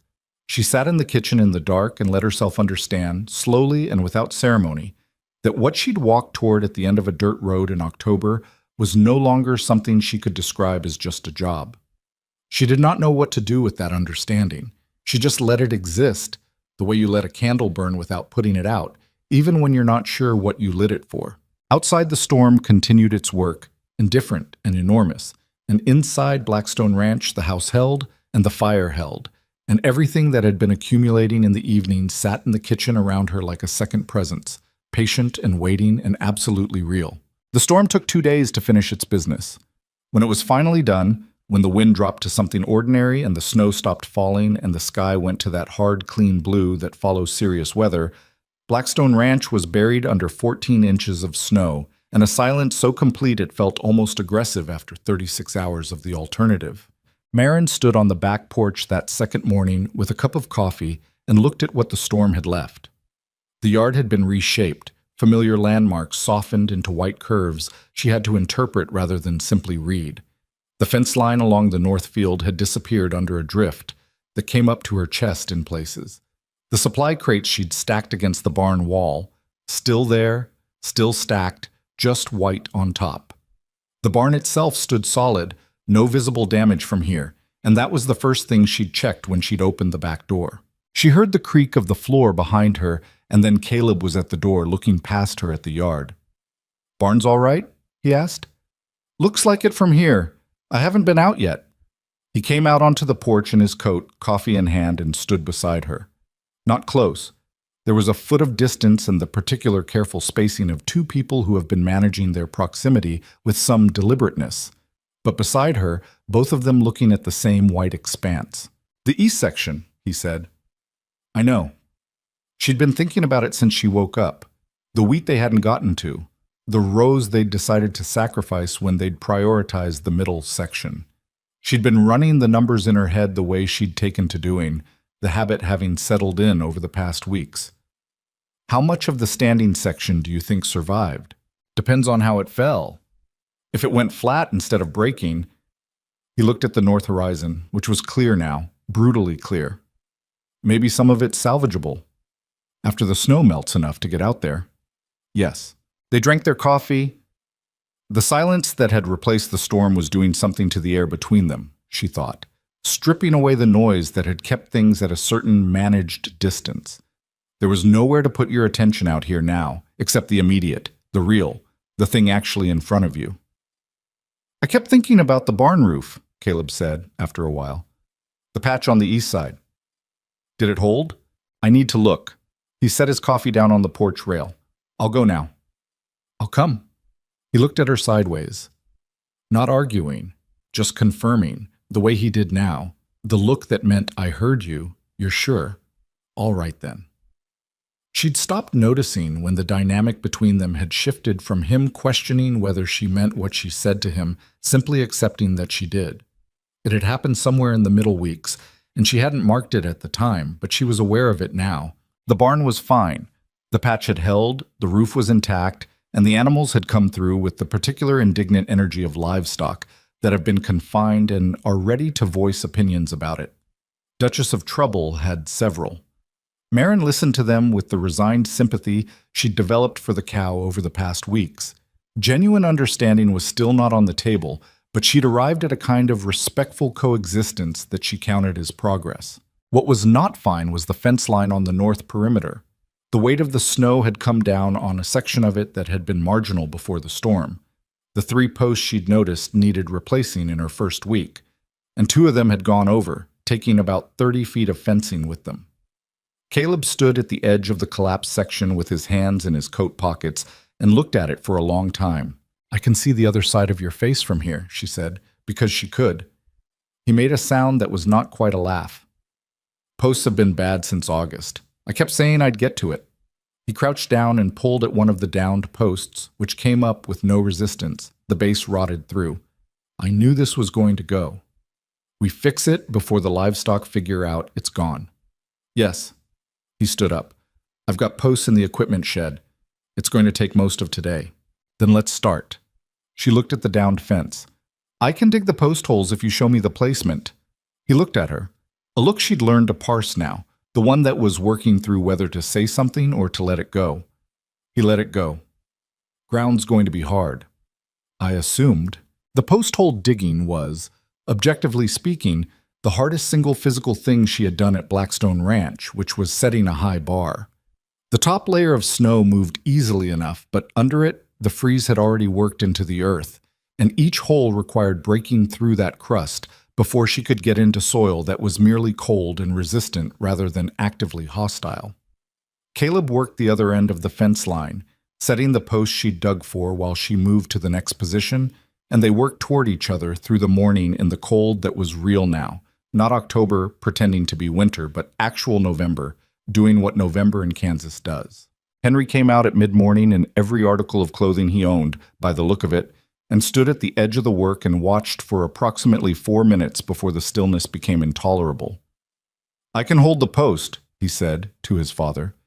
Caleb looked at him. You'll hold it steady? Yes. Both hands. Don't let go when I'm driving it. Henry's chin went up. I know, Pa. He held the posts. He held them well, actually. Stood absolutely square and gripped with both hands, and kept his face turned away from the impact the way Caleb told him to, and didn't flinch or let go. Caleb drove the posts without comment on this, which was its own kind of comment, and Henry received it with the quiet satisfaction of a child who has been taken seriously. By noon, the fence was back up. Not pretty, not perfectly straight on the center post, but solid and functional and adequate for keeping livestock where they were supposed to be. Marin stepped back from the last wire and looked at it. It'll hold, she said. Until spring, Caleb said. Then I need to do this whole section properly. He looked at the fence line, and she could see him doing what he'd been doing more lately, looking at the ranch's deficiencies without the particular flatness that used to accompany that assessment, planning forward rather than just noting problems. I want to extend this fence line another 20 yards east. Expand the grazing section. That's doable in spring, before the planting. He looked at her. You're already planning spring? She almost said someone has to, but that was deflection, which she'd been trying to use less. Yes, she said simply. I am. Something shifted in his expression. He looked at the fence, then at the snowed field beyond, then back at her, and there was something in his face she recognized now as what happened when he was dealing with something he hadn't prepared a response to. He nodded once and picked up his tools, and she picked up hers, and Henry was already halfway back to the house, making large, deliberate footprints in the snow and apparently narrating something to himself in a low, running voice. That afternoon, while Henry was at the table working through a page of arithmetic with the grim determination of a child who dislikes arithmetic and is not going to say so, Marin sat with the household ledger and ran the numbers on the storm's full impact. She'd been doing it in pieces since the morning, fitting the picture together. The wheat they'd managed to save, the wheat that was lost, the fence repair cost against what they had, the provisions situation as winter settled in properly. She worked for an hour. At the end of that hour, she had a clear picture, and the picture was better than she'd feared. Not comfortable. She wasn't going to describe it as comfortable because it required things to go right in a way that didn't allow for much variance, and life had a way of not respecting the plans you laid for it. But the land note could be met in December. The Harmons' account could be serviced through the winter if they were careful with provisions. The spring, if the winter was ordinary, was genuinely workable. She sat with this for a while. Then she thought about what had brought her to this table in the first place. The 4 lines of newsprint in her boot, the 7 miles of prairie, the desperate arithmetic of a woman with $2.40 and nowhere else to go. She thought about what she'd expected when she'd walked through the stone-propped gate. A job, temporary shelter, breathing room. A way to stop the immediate fall before she figured out the next thing. She had not expected to become necessary. She had not expected to start planning someone else's spring. She closed the ledger. Caleb came in from the barn where he'd been doing the afternoon check, stomping snow from his boots at the door, and looked at her at the table. Numbers? He asked. Better than I thought they'd be. He came over and she showed him, walking through it the way she'd learned to. Not just delivering the result, but showing the path. Because he was better with the accounting now, better at reading what the numbers meant rather than just what they said. He leaned over the table and followed her finger across the columns, and she could feel the warmth of him close beside her and did not remark on it. The December payment, he said. We can make it. Yes, if nothing breaks. Something always breaks. Something always breaks, she agreed. I've left a contingency. Small, but it's there. He straightened and looked at the ledger rather than at her, and she could see him absorbing not just the numbers, but what the numbers represented. A version of this ranch's future that was different from the one he'd been carrying around in his head for 4 years. A version that was tight and difficult and uncertain, but was not demonstrably failing. Tom Garrett came by yesterday, he said, while you were in the barn. She looked up. Came by during the storm? Just after it broke. He was checking his own fence line on the east perimeter, came up to the gate. Caleb paused. He said he'd heard from Harmon about the harvest, what we'd gotten in. What did Harmon say? That we'd gotten more in than he'd expected? Given. He stopped. Given everything. She understood the given everything. Given that Caleb had been running the operation short-handed, given the storms, given the general opinion in Dalton Creek that Blackstone Ranch had been in decline since Eleanor. What did Garrett say? She asked. He said, Caleb's jaw moved slightly, the way it did when he was choosing words with care. He said, whoever's been keeping your books doesn't know what they don't know, which is the best kind of bookkeeper, meaning they're not making complicated what doesn't need to be. Marin looked at him. That's almost a compliment. From Tom Garrett, that's a standing ovation. The near smile, unmistakable. He also asked if I wanted to sell a hog. She sat very still. What did you say? I said I'd consider it. He looked at her with something that was trying to be neutral and wasn't quite making it. You were right about him wanting to think it was his idea. Did he come to a number? Fair one. Better than I expected. He paused. I said I'd talk it over and send word. Then yes, she said. Sell the hog, put it against the Harmon account before Christmas. Yes, he said, and the word carried the sound of a man who has been convinced of something he was already partly convinced of and just needed the confirmation. He sat down across from her, not to look at the ledger. He'd already absorbed what he needed from it. He sat the way people sit when they intend to stay in a conversation. "I need to ask you something," he said. She waited. "The east-facing room." He said it carefully. "When I showed it to you the first day, I said it was small." "You did." "I didn't ask if it was enough." "It's enough," she said. "I'm not asking now if it's enough," he said. I'm asking if it's what you want. Ongoing." He was looking at the table, not at her, which was how he handled things he didn't know the architecture of. "You've been here 5 weeks. You haven't said anything about leaving, about what's next.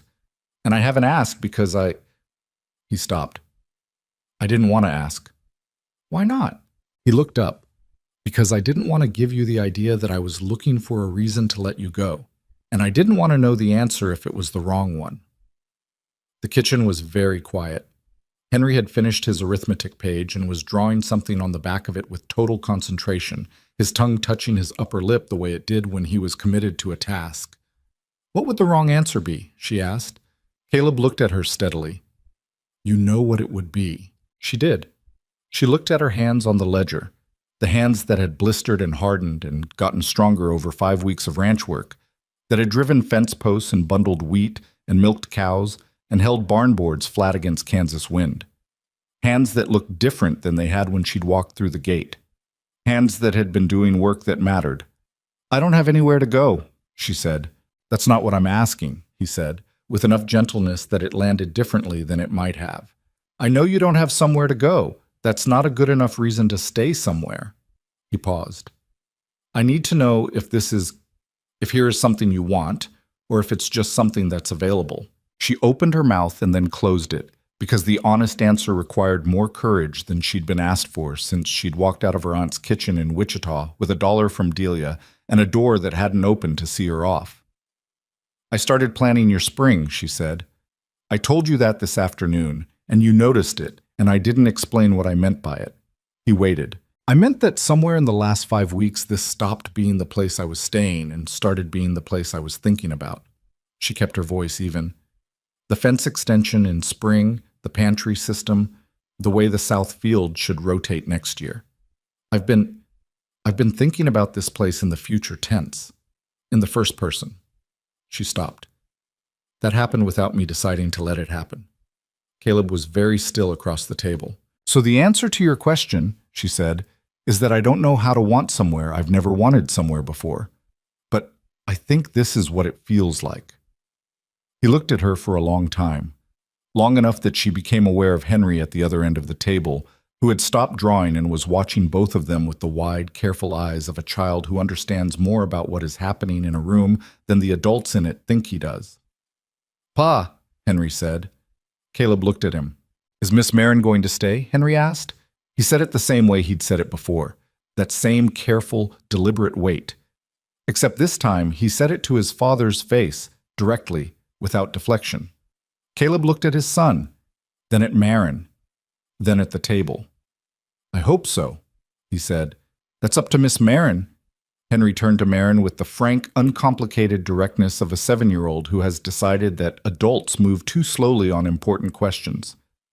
"Do you want to stay?" She looked at this small boy with his father's jaw and his careful eyes, and captained the wooden horse tucked under one arm, who had eaten her food and told her about his mother's yellow flowers, and held fence posts steady and carried firewood nearly as big as himself, and asked the question that everyone else had been walking around for weeks.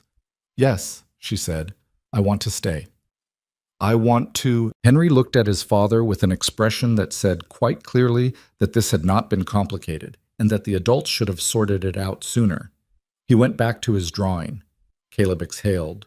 Not dramatically, not the release of a held breath in the way of stories, just a quiet, unremarkable exhale that was the sound of a man setting something down that he'd been carrying. He looked at the ledger. He looked at his hands. He didn't say anything for a moment. Then he said, "The room is too small." She blinked. "I told you it was fine." The bed is narrow and the iron stove takes half an hour to warm the room in the morning and the window latch doesn't seat properly. I've been meaning to fix it since September. He said this to the table, not to her, in the tone of a man reciting a list of failures he's been accounting for.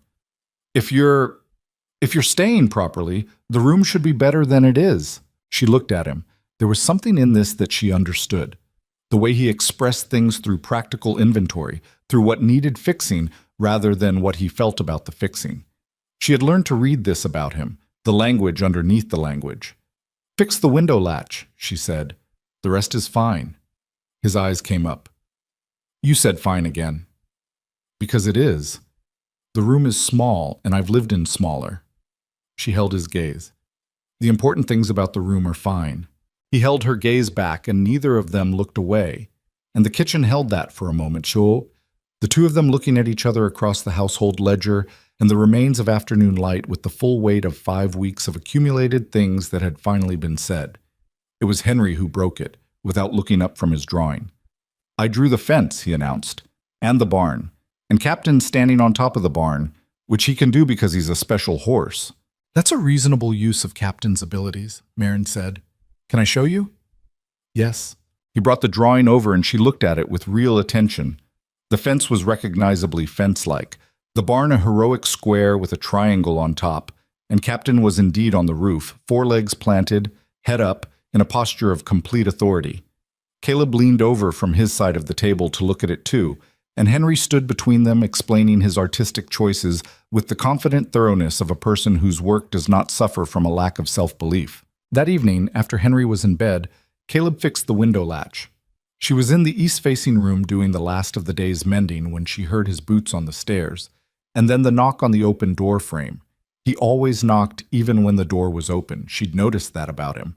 And when she said, "Come in," he came in with a small metal tool and crouched at the window and examined the latch. It took him about 10 minutes.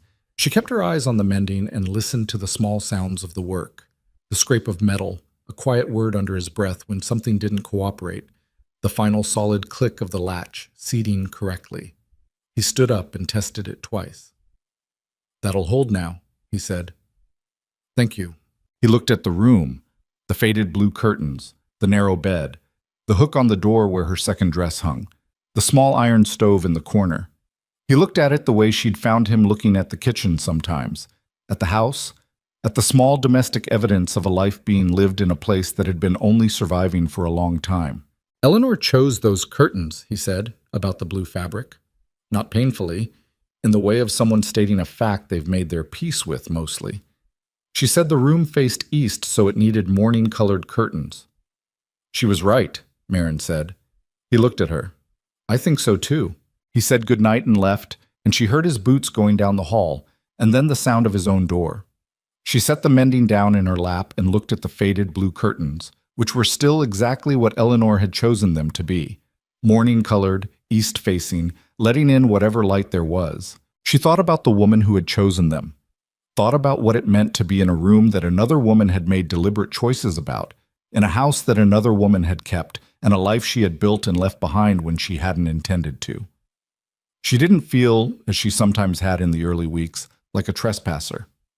What she felt was more complicated and more honest, like someone who had arrived at a place that had been waiting for occupancy and was trying, carefully, to be worthy of it. She was not Eleanor. She was not trying to be Eleanor.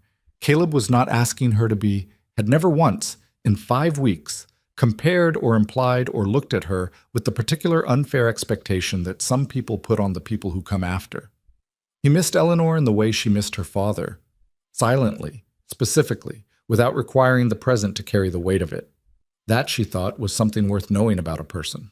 Outside the window, the Kansas dark was full, and the snow on the ground made the night slightly lighter than it would have been otherwise, a faint white reflection of the stars. The window latch held. The curtains hung still and faded and exactly right for the direction they faced. She thought about what she'd said at the kitchen table. "I started planning your spring," and then corrected herself privately, in the dark. "Not your spring." That had been the careful version, the hedge, the hand held partially back from the table. She had been planning the spring, the ranch's spring. Their spring, plural, the word that she hadn't said yet, but that had been forming in the back of her thinking for 2 weeks, maybe longer, in the way that real things form before you're ready to speak them aloud. She picked up the mending. She worked for another hour in the lamplight, and the house was quiet and solid around her, and the fixed latch held the cold out. And somewhere in the rooms around her, 2 other people were sleeping and would be there in the morning. And that fact, simple and unremarkable and previously unavailable to her, felt like something she was not going to take for granted. Not for a long time.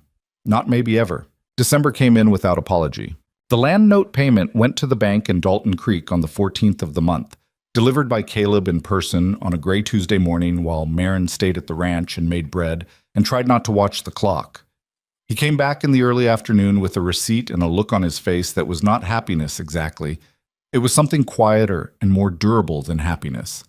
The expression of a man who has satisfied an obligation he wasn't sure he could satisfy, and has therefore proven to himself something he needed to know. He set the receipt to on the kitchen table. She looked at it. He poured 2 cups of coffee without being asked and sat down. "Harmon's next," he said. "After the hog sale, we're closer than you think." Tom Garrett had bought the hog the previous week, and the transaction had gone exactly as she'd predicted. Garrett had presented it as his own initiative, had named a fair price, and had accepted Caleb's counter without much resistance. They'd shaken hands at the fence line, and if Garrett had looked at Marin, who was standing 20 feet back doing something deliberate with a fence tool, with a somewhat revised expression on his face, neither she nor Caleb remarked on it afterward. Now Caleb wrapped both hands around his coffee cup and looked at the receipt and then at her. "I've been thinking," he said, which she'd learned was how he opened conversations he'd been rehearsing. "All right. The spring work, the fence extension, the north field rotation." He paused. "The things you've been planning." "Yes. I want to talk through whether the labor situation makes sense, whether we need to think differently about the arrangement here." She looked at him carefully, because arrangement was a word that could mean several things, and she wanted to know which one. What kind of differently? He was looking at the receipt rather than at her, which meant this was the part he'd rehearsed least. "The wage situation," he said. $1.50 a week. That's what we agreed." "Yes. It's not—" He stopped. Started again. "What you've been doing here isn't hired hand work anymore. It hasn't been for a while. The accounts, the planning, You built the winter provision system from nothing. You reorganized the feed schedule in the barn. You're the reason the December payment happened." She was quiet, letting him get to wherever this was going. "I can't pay you what that's worth," he said flatly, which was honesty she respected. "Not in wages, not this year, maybe not next year." He finally looked up. "But I'm not willing to keep calling it a wage arrangement when it isn't one anymore. Because that's—" He set his jaw. "Because that's not honest about what this is." The kitchen held that for a moment. "What is it?" she asked. Not challenging, asking. He looked at her with the expression she'd been watching develop for 6 weeks, the one that had started as armor and become something else. "I think you know what it is," he said. "I think you've known longer than I have, and I've been slow, and I'm sorry for that." She had not expected the apology. It landed differently than she'd expected anything to land. "You weren't slow," she said. "You were careful. Those aren't the same thing." "Marin!" He said her name with the weight he'd been giving it since that night in the barn. "I'm asking you to stay. Not as hired help. I'm asking you to stay as someone who has a stake in this place, who has a claim here." He paused. "I'm asking badly. I know I'm asking badly." "You're asking honestly," she said. "That's better than asking well." He looked at her. There was nothing managed in his expression now, no armor, none of the careful reserve she'd first met on that porch in October. He looked like what he was. A man who had been alone for 4 years and had stopped believing that would change, and was now, with considerable difficulty, updating that belief in real time. "I haven't done this before," he said. "This particular conversation. Eleanor and we grew up neighboring each other. We knew each other most of our lives before It was different. I don't know how to—" "Caleb," she said, "you just did it." He blinked. "You asked," she said. "That was the conversation. The rest is just answering." She looked at him across the table, across the coffee cups and the land note receipt and 6 weeks of Kansas winter and everything they'd built in it. I'm not going anywhere. That's my answer. I haven't been going anywhere since the second week. If you want the true timeline. Something moved through his face. Relief, and something bigger than relief that didn't have a clean name. The second week, he said. The night with the tin box and the accounts. I went to bed knowing I wasn't going to leave. She paused. It took me considerably longer to understand why. He was quiet for a moment. What made you understand why? She thought about the night of the storm, sitting in the dark kitchen while the weather raged, the candles she'd let keep burning. The storm, she said. When I came down in the middle of the night and sat in the kitchen, I let myself look at what I was afraid to look at. Which was? That I'd stopped being a person passing through and started being a person who lived somewhere. She said it straightforwardly without dressing it. That's harder than it sounds when you've spent a while being the person who doesn't belong anywhere. He looked at her for a long time. Then he reached across the table and put his hand over hers, and she turned her hand over and let him, and that was the whole of it. No grand gesture, no speech with the right words in the right order, just two people at a kitchen table in December with their hands around each other's and the land note receipt between the coffee cups. It wasn't a scene from a story. It was just true. They told Henry that evening after supper, or rather, they sat down with him and began to explain, and discovered approximately 45 seconds in that Henry had very little to be told. He listened to his father's careful opening sentences with the expression of a person being informed of something they filed away weeks ago, and when Caleb paused, Henry said, "So, Miss Marin's staying for real now?" in a tone that clearly implied the alternative had not been on his list of working possibilities for some time. "Yes," Caleb said. "Okay." Henry picked up his fork. Then he looked at Marin. "Are you going to change anything about the food? What specifically are you worried about?" "The biscuits. The biscuits will remain the same." He considered this. "Okay," he said again, and resumed eating with complete equanimity, which was either a child's remarkable capacity for acceptance or evidence that he'd been managing his expectations about this conversation for long enough to have worked through the feelings in advance. Probably, she thought, both. Later, when Henry was supposedly asleep and she was putting out the kitchen lamp, she heard small feet on the stairs and then Henry's voice from the doorway. "Miss Marin!" She turned around. He was standing there in his nightshirt with Captain in one hand and the serious expression he wore when he'd thought something through. "Yes?" "You know how I said I don't remember my mom much?" "I remember. I remember some things," he said. "Not a lot, but some." He looked at Captain. "I don't think she'd mind. About you staying." He said it carefully, like he'd considered it from several angles. She liked yellow things, and she didn't like people who talked around things. You don't talk around things. She stood very still in the kitchen doorway. "No," she said, when she was sure her voice was going to be level. "I try not to." He nodded, satisfied, like he'd delivered an important report, and it had been received. "Good night." "Good night, Henry." He went back up the stairs, and she stood in the kitchen for a moment with her hand on the lamp and did not cry, which she considered a creditable achievement under the circumstances. The winter was not easy.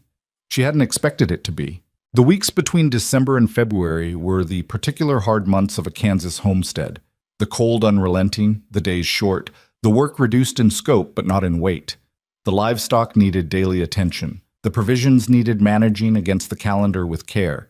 The house needed the constant small maintenance that cold demands of structures.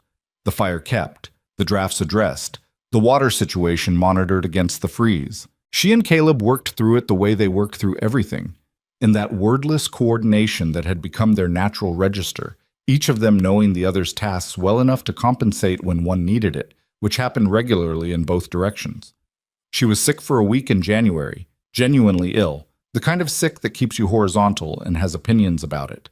And it was Caleb who managed the kitchen and the barn, both without complaint, and appeared twice a day in the doorway of the east-facing room with soup she hadn't asked for, setting it on the chair beside the bed and leaving without requiring her to be gracious about receiving it. "You don't have to," she said on the second day, which was perhaps the last time she used that particular phrase with him, and she used it knowing it. "I know." he said, and left. She recovered. February moved toward March, and March made its tentative, unreliable announcements about spring, and the land started showing through the snow in patches. And Caleb began talking about the fence extension in the specific terms of a man who has a plan and is impatient to begin it. Tom Garrett came by in March. He rode up to the gate, the properly functioning gate, latch repaired, no longer propped with a stone. On a clear afternoon when Marin was in the yard assessing the South Garden plot she'd been planning to expand for summer vegetables. She'd seen him twice over the winter, brief encounters at the fence line, and each time his manner had been incrementally less like assessment and more like ordinary acknowledgement. People revised themselves slowly, in her experience, and you had to give them time to do it on their own terms, or it didn't take. He got down from his horse and came to the gate and looked at the yard. She watched him look. The repaired fence, the organized supply storage along the barn wall, the fresh-patched barn roof, the garden plot she was measuring out. He looked at all of it with the slow, comprehensive gaze of a man who spent a lot of time evaluating other people's operations. "Mercer around?" he asked. "In the equipment shed. I can get him." "No need." He looked at the garden plot. "You're putting that in for spring?" "Summer vegetables, tomatoes, squash, beans. We've been buying them preserved, and it's an unnecessary expense when there's ground for it." He was quiet for a moment. "That's good thinking." "Thank you." Another pause. He was working up to something. She could tell, had learned to read the pauses of Dalton Creek's residents over the winter, the rhythms of people who said what they meant, but not always in a direct line toward it. "The ranch looks different than it did in the fall," he said. "It's had work done." "More than that." He looked at the house. The straightened porch rail Caleb had finally fixed in February, the functional shutters, the replaced glass in the upper window. "It looks like a place someone's taking care of." She met his eyes. "Someone is." He looked at her for a moment, the long assessing look she'd first received from him at the fence line in October, except this time it landed differently. "Harmon says you cleared the credit account." "Last month." He nodded. "That's good for Caleb. He's been—" He stopped, chose. "He's been carrying a lot. Since Eleanor." "I know." "She was a capable woman," Garrett said. "Not as comparison, not as challenge, just as fact, offered plainly." "By every account I've heard," Marin said. "She sounds like someone worth knowing." He looked at her for another moment, and whatever final revision he'd been making to his opinion completed itself in that look. He touched his hat. "Tell Mercer I'll have the post materials he ordered at my place by Friday." "I'll tell him."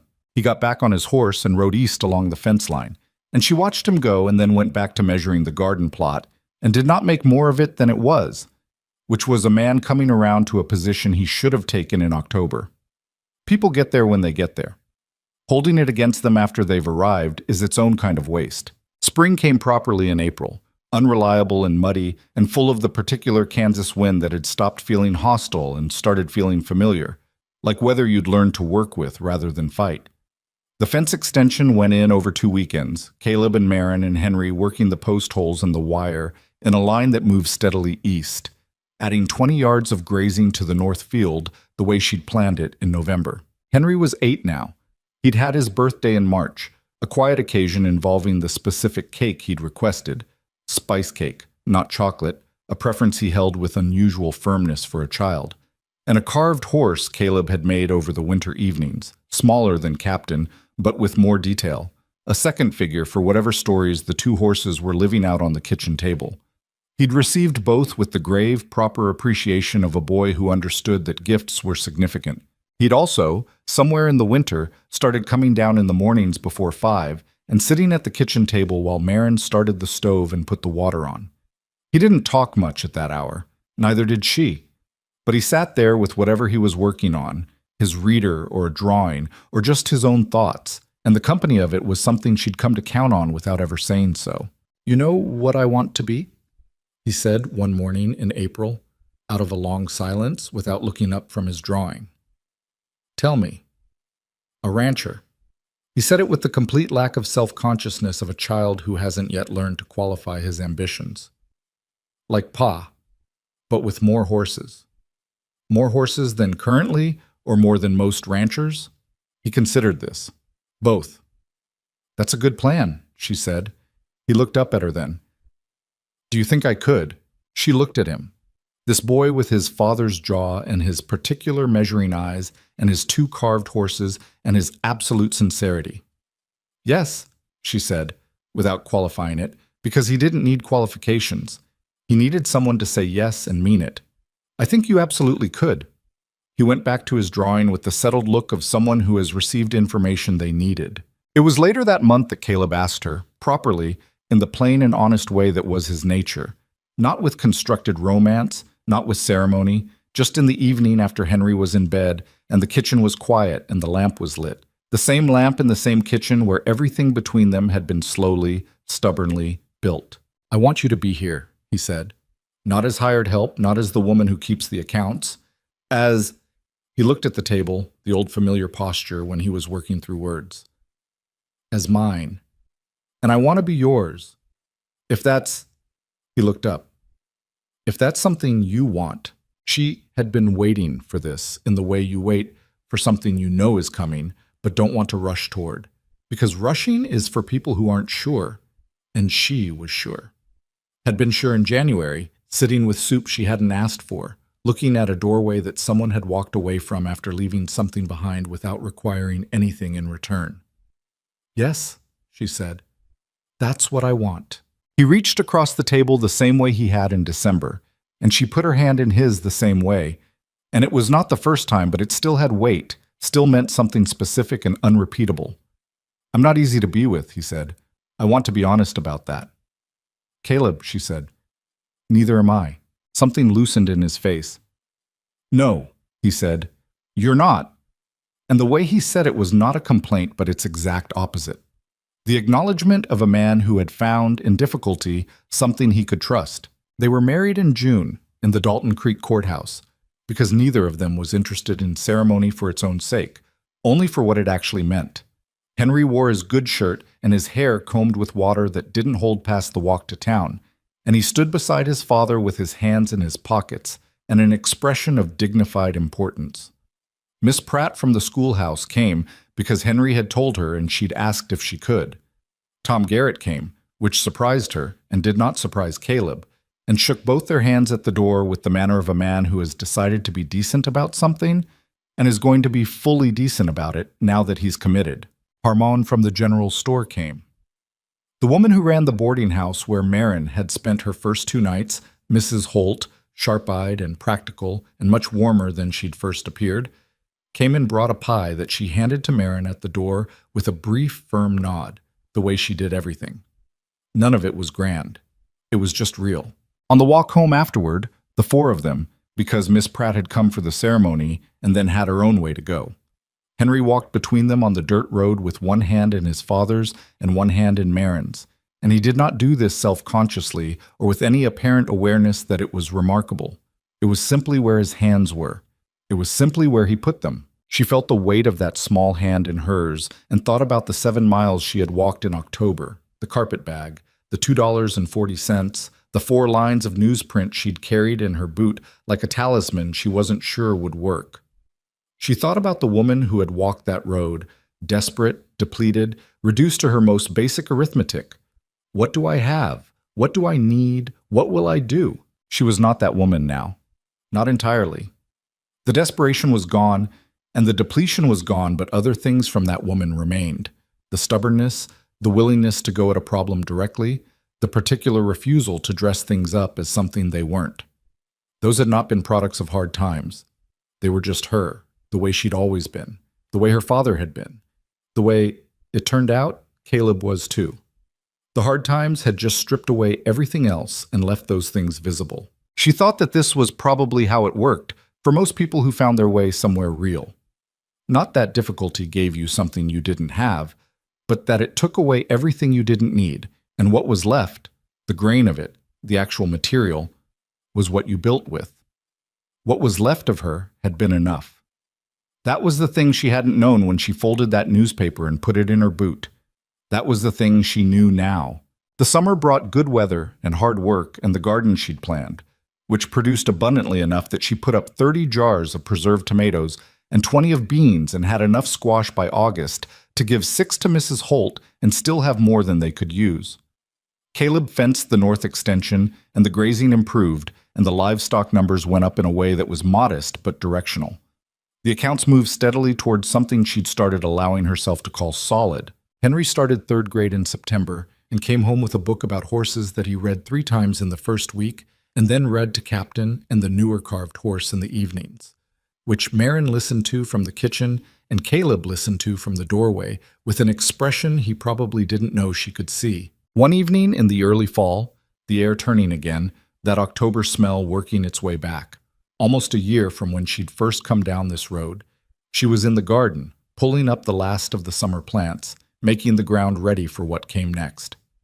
The sky was doing the amber and quiet thing that Kansas evenings did sometimes, the light going long across the grass, the shadows of the fence posts stretching east. She heard the gate, the properly latching gate, and looked up, and Caleb was coming across the yard from the barn, not hurrying, just walking toward her in the particular way of someone who knows where they're going, because where they're going is where they want to be. He came and crouched beside her and looked at the garden and looked at the sky. "Henry wants to know if we're having the biscuits tomorrow," he said. "Tell him yes." That's what I told him. They stayed there for a moment, both of them looking at the sky doing its amber thing over the Kansas land. "I walked this road a year ago," she said. "I know." He was quiet.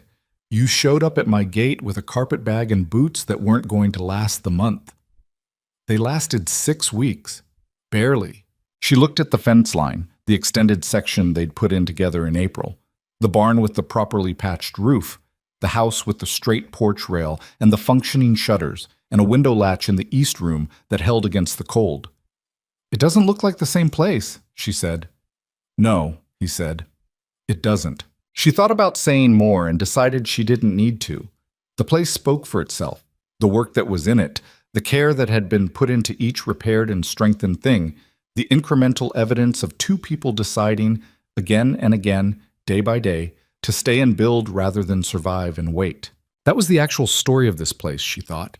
Not the storm, not the dramatic days, not even the evening in December when they'd put their hands together across the kitchen table. Those were real, but they weren't the substance. The substance was every ordinary morning she'd gotten up at 4:30 and made the fire. Every evening with the mending and the accounts and the lamp. Every fence post, every bundled wheat sheaf, every negotiation with Duchess of Trouble, every bowl of beans that were not like soup. Love, if that was what you called it, and she thought by now she could call it that, plainly, without qualification, was not a thing that arrived. It was a thing you built, board by board, with your actual hands, in all the ordinary weather of a life. It was the small horse on the kitchen table, and the fixed window latch, and the soup left on the chair. It was staying when staying was hard. It was choosing over and over to be present for what was real. She had walked 7 miles in October looking for breathing room. She had found, at the end of a dirt road, something she hadn't known she was looking for and wouldn't have had words for if she'd tried to name it in advance. A home was not a place. Or it wasn't only a place, it was what happened when you stopped passing through and started being present. When you let yourself need something and then stayed to tend it. When you looked at the difficult, imperfect, demanding reality of a life and said, quietly, without ceremony, on an ordinary evening with the sky going amber and the gate latching properly behind you, yes, this, here, mine. The prairie spread out to every horizon, enormous and indifferent as it had always been, unchanged by any of it. But the ranch sat in the middle of it, solid and particular and full of the specific accumulated weight of people who had chosen to be there, and the lamplight in the kitchen window pushed back a small portion of all that dark. And in that small portion was everything that mattered. Inside, Henry was reading to his horses. The biscuits were rising near the stove, and Blackstone Ranch held its ground.